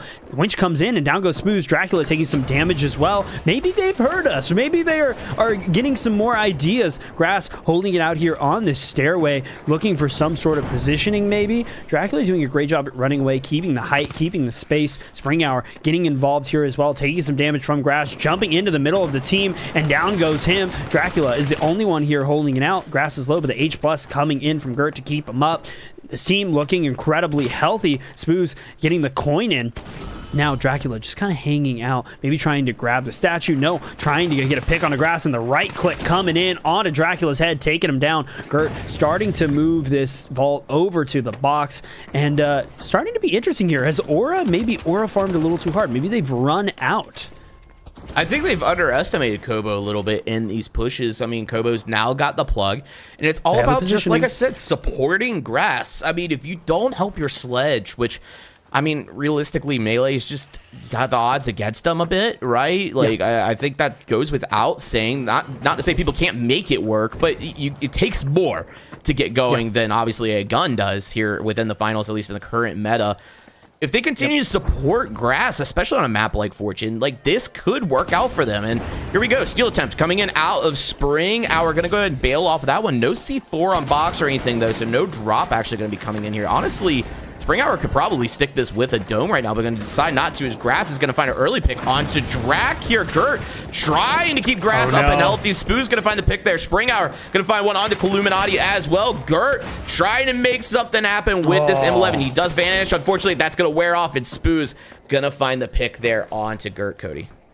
Man, I really, I think they did a good job, but they weren't moving around enough. I think once they were able to get a little bit of damage onto Aura LC, they kind of collapsed in and allowed Aura to do the same. They kind of just collapsed in on them, did a ton of damage, and then got out immediately. They need to stay moving. I mean, we bring it up so many times, but I genuinely think Dojo Foul is such a great representation of how to run this sort of setup the right way. They are kind of the masterclass of maneuvering around and manipulating the team into their favor. Spoos getting a pick with a 93R. Spring Hour jumping in as well to get Grass. It is now just killing Madi, and I think he has understood the assignment. I think it is over. I think Aura is gonna take this one home with flying colors, Sam. Yeah, I mean, this is a tough situation, right? When you spawn here at the offices and you try to make the cross, you're just getting rained on. It's just rough. So, unfortunate there for Kobo, but map win and series win. A quick and decisive 2-0 headed over to Aura LLC. Yeah, man, it really was just an unfortunate position. I think, they had the means. I mean, they might have had some of the tools, but I think there was a little bit of an execution error in that series, and I hope to see them come back stronger the next time. I want to take a look at the leaderboard real quick, Sam, because I'm curious to see if there's any more stories to tell. I'm looking at it. Grass continuing to be kind of the one that's holding it out here for Kobo for eliminations. And some decent damage, but man, Spring Hour popping off here, 7 eliminations, and Dracula and Spoos kind of putting in the work as well. I mean, Spoos even having more damage and a ton of assists. He was there, he was involved. These lights just kind of collapsed on the team, and then Spring Hour cleaned them up. Yeah, I mean, I think it goes pretty much like we've said for a lot of this series. It's just Grass, I mean, 4 eliminations, 4 deaths, 1,700 damage. Like, he's got the most on the team in all of those categories. I just really think they just aren't playing around this ledge. If you want to make it work, it takes some work, but it could have happened. And it just felt like a lot of the approaches and attempts just maybe were not executed the best, in all honesty. Yeah, absolutely right. And now I think we're going to be jumping in real soon to the next match. We're just waiting for a couple more things to finish up. And Sam, let's talk about what we're watching right now, right? Cup for? What is Luck Cup? Who's Luck? Let's talk about all this. Yeah, Luck is an awesome tournament organizer here within the finals community that looks to just constantly have something for players to play in. Things are hosted over in the Luck Leagues Discord, which you can join by typing an !luck with 3 Qs into chat. You'll get a Discord link. Head over there and get involved. They usually try to do them weekly or bi-weekly, to my understanding, and then they hold these Luck Cups, which are actually for cash. During the Luck League events, you can earn yourself some coins and things like that and redeem those for real prizes, including cash and things like that. So it's really awesome. We really appreciate Luck reaching out to us to allow us to produce the show today, and for you guys in chat for hanging out with us. Definitely support the Discord. Head over there. Yeah, I mean, he literally told us he's ran 10 tourneys and cups so far, which is kind of crazy. I mean, it seems like he's probably one of the most consistent TOs in the scene right now, especially for that kind of like tier 2 level where you're, wanting to get to the big leagues. I think this is the best place to be. I mean, you even have some T1 teams, right? I mean, we saw Auntie's Goo Boys, we saw Fade. These are some of the best players in the scene right now, and the fact that you're able to go up against them and potentially have a chance to even beat them is kind of crazy. There's no other spot where you can really get that chance at this level and earn some good stuff with relatively low stakes. I mean, I'm just saying, if I was anyone, I'd be jumping into Luck Leagues ASAP. I'm typing in !luck and I'm joining that Discord because I want to be involved. It sounds like a great way to just continue to get better at the game and be involved with the scene and get a good, head start. So I don't know, I'm just saying, I'd be joining it right now. I'm in there. Yeah, you getting in there? You getting started? I might get up in there. Kazu's gonna hate to see me coming. For sure. I love that out of you. He will not hate to see me coming. He's not gonna hate to see me coming. He's gonna be sleeping. I guess be like, word. He's gonna check out. He's gonna lift his hands off the keyboard and tell Oppo to take care of me. Well, Cody, we're going to go ahead and hop into lobby number 3 here in just a moment. We're going to be watching Blue Gifts play against Fade, which is going to be an interesting one. We saw Fade start the day off very hot, taking down Auntie's Goo Boys in a very close best of 3 that, I mean, it couldn't go more the distance, to start the day off. So we're getting ready to watch this team. Blue Gifts headed up by Boo Boo, by the way, which is definitely a name to know around the scene. Any thoughts coming into this one? Man, I mean, these are kind of 2 titans a little bit, right? I mean, both of these teams, we haven't seen Boo Boo's team just yet, but Astrak is really, really crazy. And Boo Boo is really good as well. So I'm curious to see who's going to make it out on top here. Astrak's been playing incredibly well, and by the looks of it, it seems like Boo Boo's teams, Blue Gifts, have been playing really well as well. Sam, do you have any sort of preference? I don't know who you're rooting for here. I mean, this Fade squad looked great, and Sorry, I have to interrupt. I'm a little scared at who just joined my lobby. Well, we do see Varian actually join the lobby. Yeah, I didn't realize he was on this team. Well, I was gonna say, Auntie's Goo Boys is a team that is, in my opinion, looking, like a grand major contender potentially, at least making it through quals this season or this year. And seeing how Fade handled them today, I mean, Auntie's Goo Boys have really made it difficult for quite literally every team I feel like that I've watched play against that squad. And seeing how Fade navigated that matchup, I actually would argue I'm taking them into this one. But obviously, Blue Gifts, looks like they've got Varian on the side over there as well as Angel. Like, this squad is some shooters, to say the least. Yeah, pretty scary team, but I think if anyone's able to go up against them, it's Astrak's team. I mean, Fade is really great. They beat Auntie's Goo Boys, Sam. That we've talked about this team, that they're one of the hottest in the scene right now. They are really good. Yeah. Cody, one thing that I got to point out that's unrelated to the matchup real quick, but it's related to us, is Sticky the Creator put in chat that you look like the Alpha Acta CEO. Do you have any response to that? Is that the guy with the is that, what is that? What's his name? I don't know. I just saw him earlier. His name's like ball cap, John McJohnson or something. I don't know how to feel about that. I don't know either, but I've seen also Slothy and T-Mills cheering on their teammate Varian saying, that's my boy and that's my man's. We love to see that out of them hanging out in chat. Thank you guys again for tuning in on this Saturday. There's a lot happening in the finals esports space today, actually. So we got this, and then as soon as this wraps up at 6 p.m. Eastern is the Heist Games Championship as well. So that's gonna be a good one. I'll definitely be tuning in. Cody and I have been casting that event here and there throughout the whole series, so definitely curious to see how that one wraps up. Yeah, Junior McJohnson is the guy's name. Like, who? I was reading that when we were watching the Vegas game. Like, I was like, when you were playing the replay, I was like looking at the ad, and I'm like, what what is this? Who names their kid Junior McJohnson? Sorry, I you know, we're in control of the stream. I'm gonna pop this up real quick. Give me 1 second. This guy. Is it because I'm wearing red? This guy. Is it really? It's because I'm wearing red. Is that what like what's going on here? Potentially, yeah. I find it interesting. Maybe the glasses too. I mean, you do have the combo going. You are giving off the Alpha Acta. I should get an Alpha Acta hat, man. Yeah. Real. Sounds like real that's what I should do. Yeah. Real and true. True and real. All right, well, I think we've stalled just long enough. Looks like our match is about ready underway here. And Cody, we are going to be playing on Seoul of all maps. And it's not under construction. It is Seoul standard, in fact. So any thoughts coming into this one? It's the map of all time. It is. It's a map.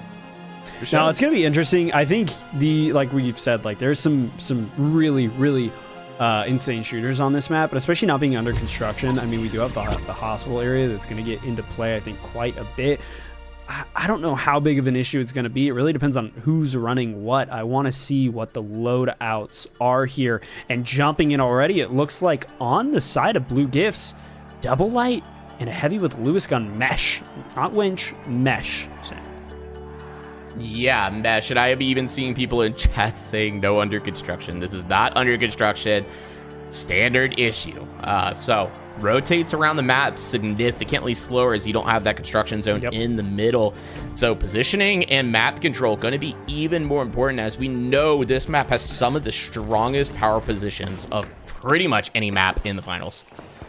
Yeah, you are absolutely right. I mean, this map is one of the day ones. You know, this map's been around for quite some time. I personally think it needs a little bit of an uplift, but we can talk about that later because we are watching an insane match. Blue Gifts versus Fade. Fade proven that they are someone you need to keep an eye on because they are scary. And already it looks like Blue Gifts is getting into the thick of it. Def Nox getting some great shots with that F-car all the way over there on the crane. Oh, is that the repeater? Never mind, running the repeater. Not usually runs the F car. We just got to get that one from. I mean, makes sense though. We're looking F car out of that guy. Yeah, I mean, makes sense running the CB01. The Lewis gun makes sense here. There's going to be a lot more ranged fights, like you said. It's a lot harder to maneuver around this map. There's not a lot of movement options. There's a lot of open space. You have those paths that connect through the open voids, but not really too much outside of that. Varian starting to take some damage here. It looks like Astrid doing a great job. He loves to just stay still. He's such a sneaky little guy there. Grabbing the glitch barrel here, looking for some sort of angle, throwing it out here onto Blue Gifts, trying to stay alive. The gate there as well as an option. Looks like it messed up. And a lot of damage coming out from every direction. Variant really low here. Boo Boo also taking some damage as well, dropping onto Def Nox, getting caught out. The Goo trying to keep him alive, but Variant able to get the pick. More damage coming in, and it's not enough. The Arn continuing to just rain in. Variant getting not one, but two. Astract getting the get back, though. It is Angel, it is Boo Boo versus Astract. Really getting low here on the side of Boo Boo's side. And Angel trying to stay alive. Looks like he's going to get the hand res. And Astract has a good angle. That mesh continuing to be kind of annoying here. He's like he heard the res, and now they're starting to rotate over towards B, and Astract able to get a pick onto Angel. Needs to try to stay alive. The Void does not want to claim this one, and he runs out of ammo. Varian getting the final pick onto Astract and taking Fade down with him. Yeah, this was interesting, right? Like Astract was alive for so long after Joe and Nox died there, but you know, you would think they would maybe look for a res or just go ahead and wipe it out early to get the reset, but almost looking like they might be able to flip that one around. But This is going to get plugged on top of Hospital, Cody. Pretty much one of the strongest positions in the finals, period. And the bridge is up. They're going to have the gate, though, so it might be a little easier. Yeah, and now Fade are going to have to make the cross here. The gateway does get them across successfully. And now comes the next hard part. You now got to get height off of Blue Gifts, who are one floor above, already sniffing out Fade and looking for something varying, trying to find them. But the pad from the outside, actually. And now Blue Gifts, or sorry, Fade, have taken height over Blue Gifts. This is actually pretty good situation for them, not going to lie here. And Astract going to find the early pick onto Angel. Now, 3v2 situation. Joe writing this down. He's been an expert at it today. This guy, bro, might be the Tony Hawk of riding down the cash out at this point. He tamed the bull, bro. He tamed the bull. Yeah. Anyways, box getting flipped now for Fade. You know, they've done something that I would argue was not looking great to start out with. And Joe now starting to get punished here by the Blue Gift squad here, looking to get their get back onto this box. Variant gonna take the gate to get up top here. Nice shots going out there, but nothing gonna drop just yet. Astract gonna go in and heal up as well from that heal beam out of Nox. There still a 3v3 is Fade have now repositioned back underneath, and Boo Boo looking for the steal attempt there. Not gonna ride that one down like Joe. Unfortunately though, C4 did detonate, so Boo Boo now looking to try to even the odds. Variant trying to find an early pick as well onto Astract, but Astract gonna make it out of there, but Nox gonna go down to Boo Boo now. Astract and critical HP as Variant's gonna continue to get Boo Boo up nice and healthy, and the steal attempt trying to come through again, but the detonation from the C4 gonna go out for Joe here, Cody. This very much could work out for Fade as he finds the pick onto Boo Boo. The mesh in their face as well. The goo gonna go out, but I think this box, Cody, is headed over to Blue Gifts. Oh my gosh, what a prolonged fight. I mean, watching the replay back, you had Joe Wilson with the glitch barrel able to get the dome down and almost got the pick onto Boo Boo right when he needed it, and he did. He succeeded, but just not able to stay alive. If you would have placed the goo a little bit differently, he would have been able to interrupt the steal, which is insane that he was able to make that much happen by himself. And man, both of these teams, I think, are continuing, Sam, to show just how good they are. They're dueling back and forth. It's so interesting to see these gates that are able to get them height against each other. It is literally a duel of the fates. Yeah, and I mean, Fade did an amazing job, making that cross. I mean, that cross to Hospital, like I said, one of the strongest positions in this game. I cannot understate it enough that making it across there safely, and then also flipping height, and then also flipping the cash out, all without a wipe is, I mean, that deserves kudos in and of itself. And now Blue Gifts are going to control height here, and it looks like Fade are going to try to gate this box out. Looks like that's going to actually come through, at least for now. No damage really being exchanged onto them, as well as this plug looking like it's probably going to safely happen. The Vanish Bomb coming in out of Varian here. He's going to take the zip across, maybe try to find some sort of information. Nothing really yet, but Angel taking a bunch of damage. Going to use that gate to reposition back up top here near Billboard. Varian taking a bit of damage, but that H+ out of Angel going to keep them nice and healthy here. But Joe, critical HP and Tideway from his team, and somehow he is still alive, but unfortunately Astract is going to go down to Angel now, and Joe, the health regen has started to kick in. He's somehow doing this. The guy is dancing with the mesh shield, but Nox going to find a pick onto Angel while Boo Boo finds the pick onto Joe. Now 1v2, and Nox has to go massive here or find the fib, like you said, Cody. He's got that repeater. The goo going out here, but he is in hot pursuit by Varian and Boo Boo. Going to decide to bunker on the other side of the goo. This is this is interesting. How is nobody challenging this guy? Guys, well, he's sitting pretty right here in the corner with the goo. He's staying alive, he's staying up, and the rest of the team are now up as well with him. Astract starting to take some damage. You need to be careful because, man, Varian and Angel are a scary bunch, but so is Boo Boo with the RPG getting the pick onto Astract. Joe Osif coming in as well, and they still have control, but the steal's coming in. They need to try to interrupt it. It looks like they were able to make it happen. If Nox can somehow maybe get a defib or something, but he's too far away, doing a great job at continuing to interrupt these steals that Blue Gifts try to make happen. Man, Fade continuing to just surprise me with the level of control that they're able to administer even when they're down one, and now the damage is starting to come in. Defnox able to get pick on Angel, and that repeater is going to rain in some damage, continuing to interrupt. Varian, Boo Boo looking a little low here. Defnox doing a great job at just staying alive, staying in the mix, and Astract able to get a pick onto Varian. It's just Boo Boo holding it out here, throwing down the dome shields, trying to stay alive, but it's going to be too little, too late, and somehow, some way, Fade Sam is able to take this box with flying colors. Yeah, insane positioning here out of Nox. Just nice shots with that repeater, you know, not showing too much of themselves to take too much damage from Boo Boo. And Astract, meanwhile, just on the flank, finding a lot of cleanup there. That was excellent execution by Fade and Cody. We're now headed to our third box here on map number 1 of this series. Yeah, I mean, I really want to say it, and I know the glaze is kind of crazy, okay? I do really like Varian, Boo Boo, and Angel, okay? I think they're very great, but I just want to say that Fade has continuing, like, they just continue to surprise me. I don't know.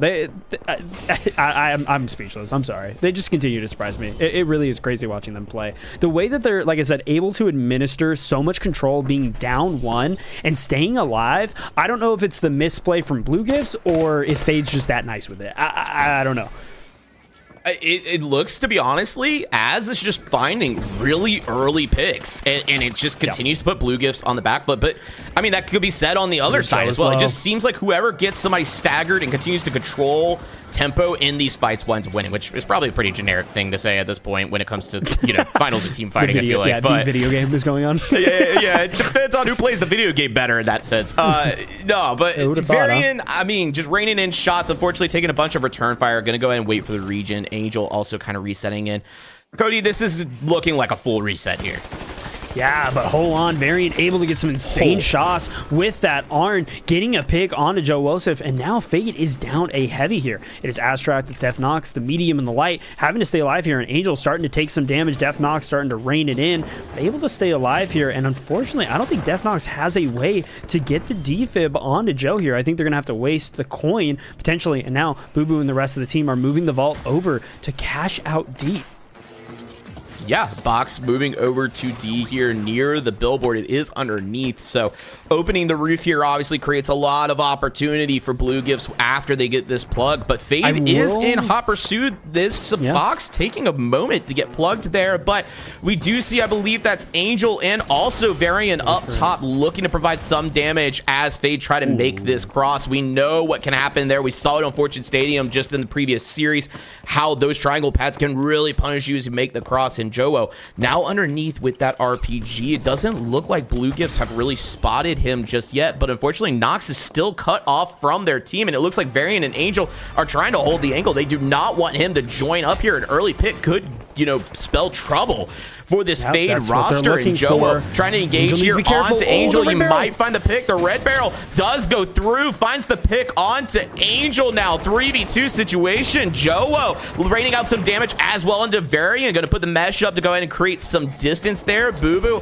going to regroup as well onto Varian, who is now repositioned onto height, and this cash out, Cody, halfway completed, but hold on. Boo Boo kind of getting left in the open here. Varian going to go ahead and heal him up as well. He does see Nox there, but doesn't decide to exchange fire just yet against that repeater. But Joe looking to get sturdy on that zip line, gonna get Varian down to critical HP. 1.5 bars remaining. Astract gonna do a good job cleaning that one up. Boo Boo finding the trade out though onto Astract now. 2v2, and health bars actually in favor of Team Fade at the moment here. Angel gonna go ahead and heal up Boo Boo as well. The paddles of Nox gonna connect onto Astract to get them back into the mix, and the steel attempt now out of Joe in place here. But Boo Boo gonna detonate some gas and also some fire there, but the flip does come through. Boo Boo, that gas gonna take out Joe though. Defnox gonna find the pick onto Angel now, in the wipe coming through out of Astract onto Boo Boo, Cody, and this box looking like it's going to Fade, and this map going to them as well. Man, what a play. Somehow, some way, Joe able to get the steal at just the last second as he was getting picked, and Astract finishing off Blue Gifts with that 93R. And man, Fade takes this one, Sam. We are moving to map 3. Map 2. That was map 1. Oh, was that really map? No, that was map 1. Oh, yeah, it was. I'm sorry. That was such an insane game. I'm so sorry. It was a long one. Yeah, it was really long. I'm so sorry. Yeah, map 2, that's kind of crazy. Who would have thought? Yeah, who would have thought? I'm curious to see the scoreboard here, because This felt very even in the kill department for pretty much really majority was, of this match. Like I said, I mean, it kind of was a duel of fates, a battle of titans here. It continued to just kind of like really just swap positions almost constantly. I mean, we saw so many gates from Varian and Angel, and then also Astract of just these teams like maneuvering around each other. And it was so interesting to watch, like genuinely. Every time I saw a gate from them, I was like, oh, that's a nice gate. Oh, that's a really good gate. That's such a good gate. Because they just continued, just like every time they needed it, it was there. It was perfect timing, perfect placement. It was so crazy to see. Yeah, I mean, great plays all around from them. It was very even in the kill department as well. And Cody, we're waiting on map number 2 to go ahead and start up here. Let's take a look at the bracket real fast, which we're actually looking at Junior McJohnson. My fault. I forgot I had that pulled up. Your inspiration today. But map number 2 here in round 3, we're going to be headed to Sis Horizon. Obviously a favorite here in the comp scene. I feel like it's just, you know what you're getting. I say it all the time. Destruction is relatively predictable. There's not much dynamism, as, a lot of people would say at this point in the game. Destruction doesn't play as big of a part in changing the landscape. I mean, obviously you could drop boxes and things like that, but you don't have big pieces of rubble, laying in your face like you would on, a map like Fortune or, the big Kyoto that nobody's going to talk about, obviously. No. Yeah, we don't talk about that here. I don't even know that map exists. But speaking of maps, we're loading in, like you said, to Sis Horizon on a sunny 2 p.m. And Didi has something to tell us. If you're low health, take cover, I guess. Thanks, Didi. Anyways, for show. Yeah. I'm seeing the V9S here. Originally, I think Varian was running the RN220, and Angel was running, I think, the was it the M1193R? I wasn't too sure. My brain's not calculating that. But nonetheless, there's a little bit of a swap here in terms of weapons that are being used. And I'm kind of curious what the approach is here from Blue Gifts, right? I mean, Fade has gotten the first map, and I think they played really well. They played with flying colors, in my opinion. There was multiple moments where I think Blue Gifts were also playing incredibly well, but at the end of the day, I think Fade just continued to kind of take positioning a little bit better, getting those early picks, like you said, Astract just really staying alive, getting those picks when needed to start the fight, and then Defnox and Joe Wosef just kind of holding it out the entire time. I mean, Defnox kind of like the unsung hero almost. I mean, the repeater was doing so much damage. It was insane. Yeah, absolutely. And it looks like Blue Gifts are going to go ahead and make the approach here, looking for an aggressive fight, as Fade have already started to open this vault here. And look at Defnox up top here on the goo with the repeater, trying to find some sort of damage, maybe some info as well. Vault has been opened. Varian taking a bunch of damage, it looks like, from Astract there. Down to 1 bar at the moment. Gonna have to wait for the region to kick in. Luckily, he's on, the light class, so that kicks in, fast. But yep. This fight already full reset, Cody. No picks yet. Yeah, a lot of damage coming in, though. Varian incredibly low. It looks like the RPG from Joe Wosef kind of did what it needed to, but just not enough to get the pick that they need. If you're looking at the side of Blue Gifts, I mean, a lot of damage coming in, but it's also a lot of healing coming in as well. And now Defnox incredibly low. Angel able to get a pick with the V9S. Down goes him. And Astract looking incredibly low here as well. Joe Wosef doing a good job at staying alive, getting in the mix, but Astract needs to jump in and help as soon as possible. The damage continuing to rain in. And over on the side of Blue Gifts, they're not that low, but hold on, Boo Boo able to get picked by Astract here. This is kind of insane. Astract, the last one alive, looking to maybe make something happen. He maybe needs to try to find a trophy. Angel and Varian holding it out here. The Vanish Bomb coming in. Astract, unfortunately, getting picked up by Varian. And now, Blue Gifts able to move the box over to B. Yeah, Blue Gifts, nice tempo there. They've got 2 alive, so they're going to get the res onto Boo Boo without having to sacrifice time to get this plug. It's going to allow them to get even more map control, which is obviously become the name of the game here within the finals. And can I say something real quick? Sure. I'm so sorry. Well, I hate that it's called the vault, and I hate that. I'm sorry. It's a box, but then the rectangle is called the box. I don't know. I hate it. I'm sorry. It really irks me. For show. You can leave your questions, comments, and concerns at the door, I guess. All right, for show. Anyways, Fade looking to make the approach here as Blue Gifts about 3 levels up here at the moment, but look at this. Angel does not see Jowo, who was coming in a Mach 5 behind him. The RPG did connect on the Angel. Nox getting a ton of return fire, though. Angel making it out of there with their life. Unfortunately, that won't be the case for Nox, as Boo Boo is going to clean that one up. Jowo, critical HP as well, as he's being chased down by Boo Boo, and I believe Varian as well. No, it was Angel actually fighting the pick onto Jowo. Astract, once again, last one remaining on the side of this Fade roster, and times are not looking good.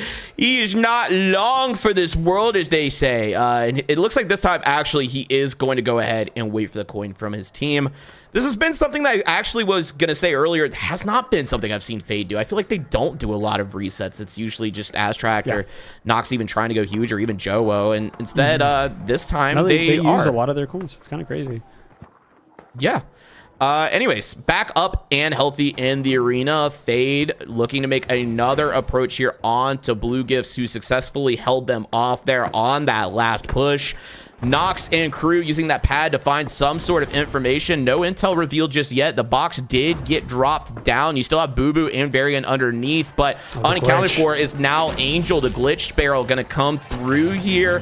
But we do see the C4 on the side. That's going to be another layer of drop happening there. The goo going to go out. Don't think it's going to be enough, as Varian's going to go ahead and drop in onto Nox there. Jowo trying to trade this out. Astract finding one onto Angel. Boo Boo finding the pick onto Jowo. It's just up to Astract now. He's got a 1v2, and unfortunately, Varian going to find the pick there to clean that one up. Man, yeah, looking back at the replay, I think a lot of good things were happening, but unfortunately, Blue Gifts just coming in hot with the dome, the damage, and taking down everyone on the team. I mean, Fade just kind of exploded there, but they didn't have a lot of time. You know, that's kind of the tough part about waiting for coins and not wiping as a team, is you kind of just waste a lot of time. If you can time it correctly, you can just all come up as a team. You don't have to wait too long, all on the same timers. It's really unfortunate. I think Fade just, the way they play is very split, but with a purpose, and that has its cons, right? You know, there's a lot of times they are just kind of left out to dry a little bit.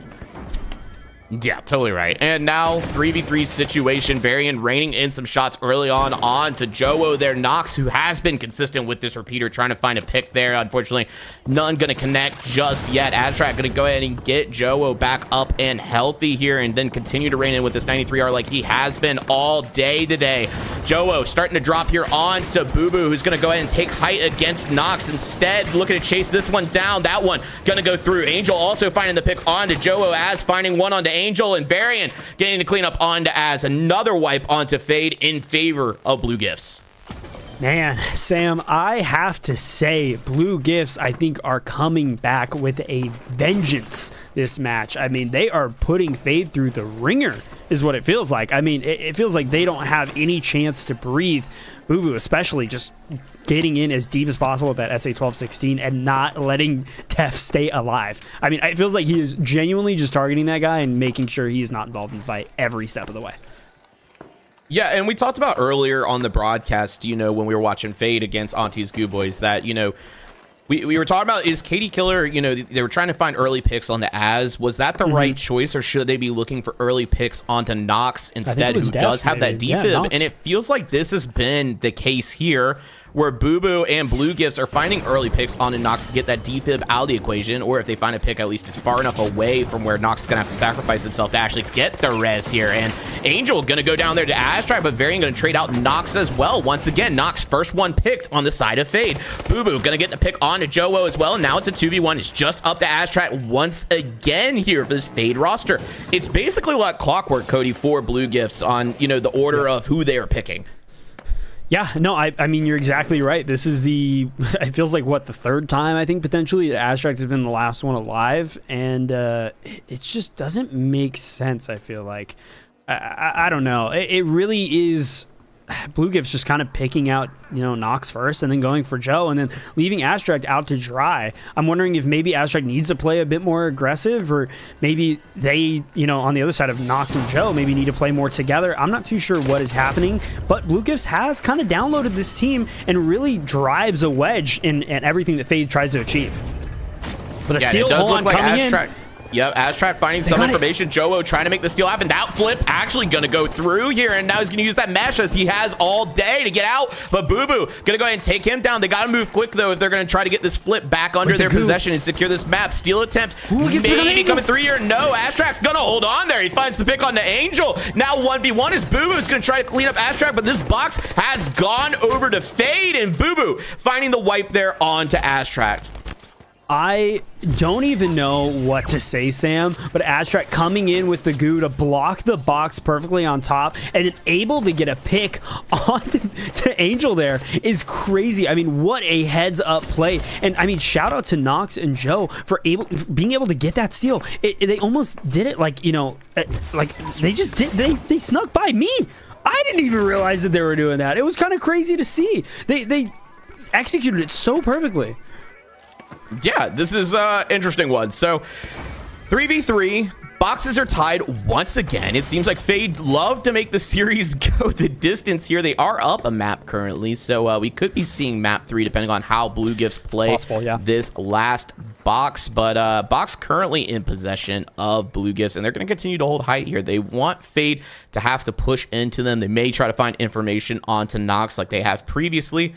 And the vault is starting to be thrown, and it is being plugged. And Nox is just under here by himself. Astrak up top, and Joe kind of nowhere to be found at the moment.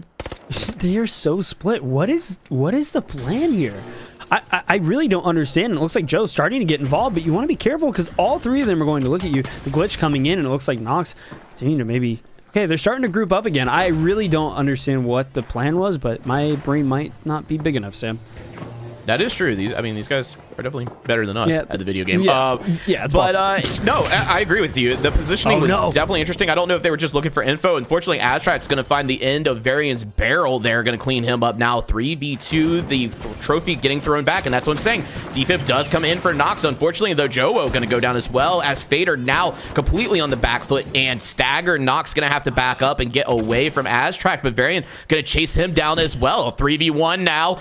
Box once again still in possession of Blue Gifts, and Astrak stuck having to wait here, and Varian looking to Chow. He's going to call him out. Look, they're trying to stagger him there. He didn't even return fire on Astrak. Astrak gets out with full health. Varian, very heads up play, not to wipe Astrak early. Blue Gifts trying to make this box and timer go the distance to make sure that Fade do not get a full regroup and a chance to attack this as a team, but they must hurry because now Nox is back into the arena, and Fade have actually gotten the reset, but at the cost of some precious seconds on this cash out. Yeah, I feel like this team continues, like I said, to just have a wedge drive in anything that they want to do. Astrak looking for some damage here onto Varian, but Varian continuing to just kind of be, you know, a masterclass at getting away and staying alive every step of the way. Joe going for some sort of seal, but it gets interrupted. The dome coming in as well. He has the angle, trying to drop the box. The heal beam coming in, but it's just not enough. Time is ticking. Down goes Defnox. It's just Astrak and Angel wiping Fade here. Yeah, and Cody, that means we are going to a map 3. This series going the distance once again. Fade not rushing to get off the screen just yet. Yeah, Sam, I want to say, you know what map we're going to? It is Monaco, which, if we're looking back, right, that was kind of Fade's bread and butter. They were playing really good on that map. But who knows? Yeah. But let's take a look at the scoreboard here, and then we won't waste any time getting into map number 3 because we got a whole nother series to go for our grand final. This is semifinals. Reminder, single elimination bracket here. And, you know, you should go home, and let's take a look at that. Oh, my leaderboard. I mean, looking here at the side of Blue Gifts, 6 eliminations from Boo Boo. Double 8s from Varian and Angel. I mean, if we're looking at the leaderboard, genuinely, Fade was fading away. They had zero presence outside of Astrak here. I mean, the damage differential, it felt like Def and Nox were genuinely just being targeted. It really was. They were looking to, I've said it, I think this is the 3rd time now, drive a wedge between this team and stop anything from going on. It's kind of crazy to see that maybe, I mean, yeah, if you just target Def, right, which I feel like is the one that has been targeted a lot through this game, you kind of just let the team fall apart. There's not any sustain for Joe. There's no, you know, focus being taken, so Aztract kind of just has to struggle and stay alive. It's really, really tough there. Yeah, no, totally right. And like you said, we are headed to map 3, which is going to be on Monaco. Standard issue once again. You know, we saw this matchup, Aussies Goo Boys against Fade there in, you know, series round 1, I guess, map 1, and Fade taking the map off of Aussies Goo Boys after a pretty heroic play out of Joe Wosef getting into Kazu's LUQQQ, basically. I can't believe that's a sentence I even had to say. I mean, big steal, though, on that open cash out there near the statue that just winded up winning them the map. So this is going to be an interesting one. Yeah, it's going to be really, really interesting game here. It is game 3. We're going to Monaco. I'm curious to see if we're going to see any sort of changes. I mean, the Lewis gun coming out from Boo Boo here, the 93R from Varian, and the V9S continue to be ran by Angel. I'm not too sure what's going on the side of Fade. I'm wondering if maybe we might see the ARN come out or something else of the sorts. It's just, I don't know. This is a tough match. After watching the absolute domination that came out from Blue Gifts, I'm starting to question if Fade has the tools to succeed. I'm really not sure. Yeah, I mean, the way that Blue Gifts looked that last series, they definitely locked in. So I think it's going to be a question of, is Monaco just Fade's map, or if Blue Gifts are going to continue to play as good as they did in that Sis Horizon right there. I mean, obviously, like we said, finding early picks onto Nox and Jowo and just leaving Aztract to fend for himself just continued to profit for Blue Gifts. So curious to see if that continues to be the case here, as Blue Gifts are starting to already rain out some damage onto Jowo, who's already at 3/4 health here. Angel starting to make the rotate over with Varian here to potentially take control of Crane, or at least cash out the vault in possession of Aztract at the moment. Yeah, already doing a great job here, Blue Gifts, keeping the height, keeping the pressure away and on to Fade, right? I mean, they are really struggling to even kind of make this cross, and Def Nox with the CB01 repeater again, which might be a good thing here, right? Monaco is kind of the means to succeed when it comes to the CB01. This is kind of the best map for it. If you had to choose one in particular, trying to get some shots onto Angel here. And now it looks like a steal is potentially coming in. Joe getting in deep onto it, and Boo Boo goes down with an RPG from himself. And the damage starting to come in as well. Def Nox incredibly low, but the H+ from Aztract keeping him up. Def Nox getting a pick onto Varian. It's just Angel staying alive. The Vanish looks like it was thrown at some point. Maybe not. I'm not too sure. UI's glitching out a bit. But regardless, Angel staying alive, and it's kind of a mirror, right? This is kind of the position that Aztract was in just not too long ago. Yeah, I mean, Blue Gifts obviously do have the 2 lights as well, so no defib in the picture here. So a reset makes a little more sense, I feel like, for Blue Gifts. You know, you don't need to worry about trying to get a fast res. If you find a trophy, that's great and all, but you do have the movement of that dash from the 2 lights to get themselves back into the fight pretty quickly here. And Boo Boo raining in with that Lewis gun, not really finding much there, but Nox finding some shots there. Looks like Boo Boo did get fully healed up there, and Nox gonna give up the height position here, which is an interesting choice. I feel like controlling height on Monaco is kind of the name of the game here, and Jowo taking a bunch of damage. Lockbolt gonna go out, not gonna connect there on to Boo Boo, but gonna retake height now for Fade as Aztract try to lay in with this 93R, and it looks like Boo Boo is in the mix over there on Nox and Jowo as well, but gonna give up the height once again. Nox gonna pick up the pad and reposition back on the flat top to reposition over their own cash out, and it's kind of been a full reset. Everybody's back on the rooftops. Shots being rained out now onto Nox, and Varian getting right up in his face, but Nox somehow staying alive there with 34 health. Aztract finding the pick onto Varian. Boo Boo finding the trade out onto Jowo. The Nox still critical HP. The nice goo grenade there. Gonna pop another one, but somehow still alive. Fierce Boo Boo gonna collapse onto the box. It's gonna cause this light to go ahead and collapse on, but Angel gonna clean up Aztract there, and it looks like Nox just trying to find a consolation before Angel finally takes him out. Man, I have to say it time and time again. Fade really just, like, they shine in some really great moments there. The goo to block off Boo Boo right after the pick came in, onto to Joe there was really great. It completely shut down Boo Boo's push. He had to go through the window, wasting more time, and then somehow, some way, Defnox just staying alive. I don't get it. I mean, I feel like Varian and Defnox, for some reason, which is funny because they're on completely different classes, are some of the slipperiest people in this lobby. Like, somehow, some way, they're just alive. I don't get it. Yeah, this is interesting play here as Vault 2 has now been tapped by Blue Gifts. They're going to look to go ahead and rotate this over now. Meanwhile, Fade just trying to regain their footing. They did secure this first cash out, so the map is in their advantage, but now map control is now in advantage of Blue Gifts here as the cash out B has been plucked here on the other side of the arena, basically near Grandma's. And Varian trying to rain some shots with the 93R. Not really going to follow up much there, but he does not see Astrac just yet, but that could turn into its own 1v1 here very shortly.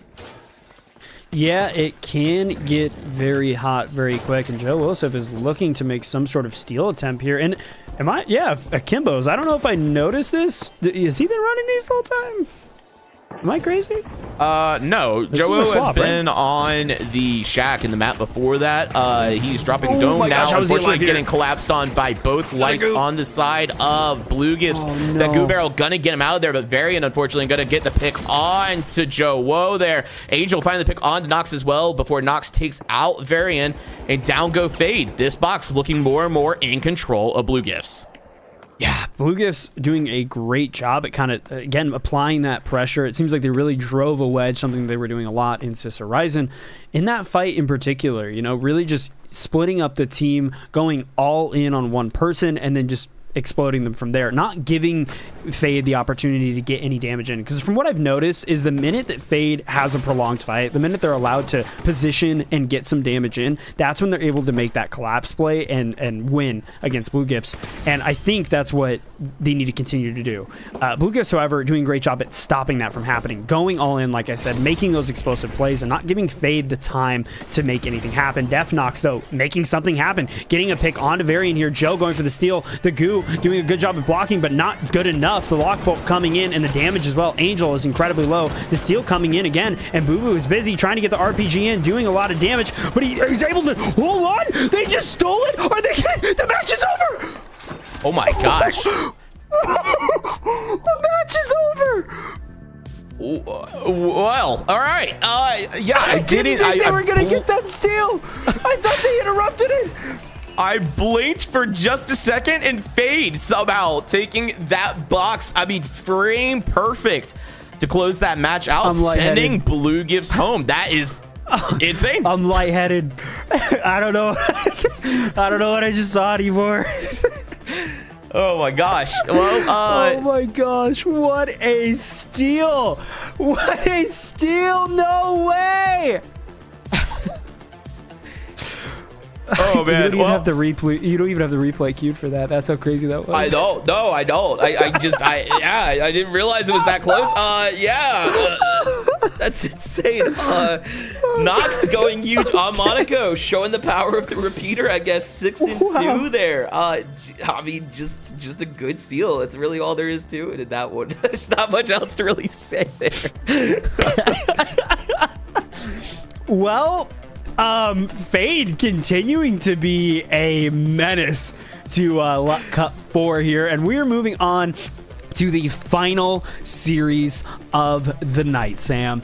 And I don't know what to say except that I think we have an insane game ahead of us. Cody, I gotta say, Joe just put in chat, if I can't kill a light that keeps running, I might as well start stealing it. It worked out for him. that was crazy. Oh my really gosh. That's so funny. That is so funny. Oh my gosh. Oh, that's the finals. I have not watched much final round recently. Like we keep saying this, but it's just moments like that where you're like, oh yeah, like a steal's happening, and then you're like, wait, there's like no time. The game is over now.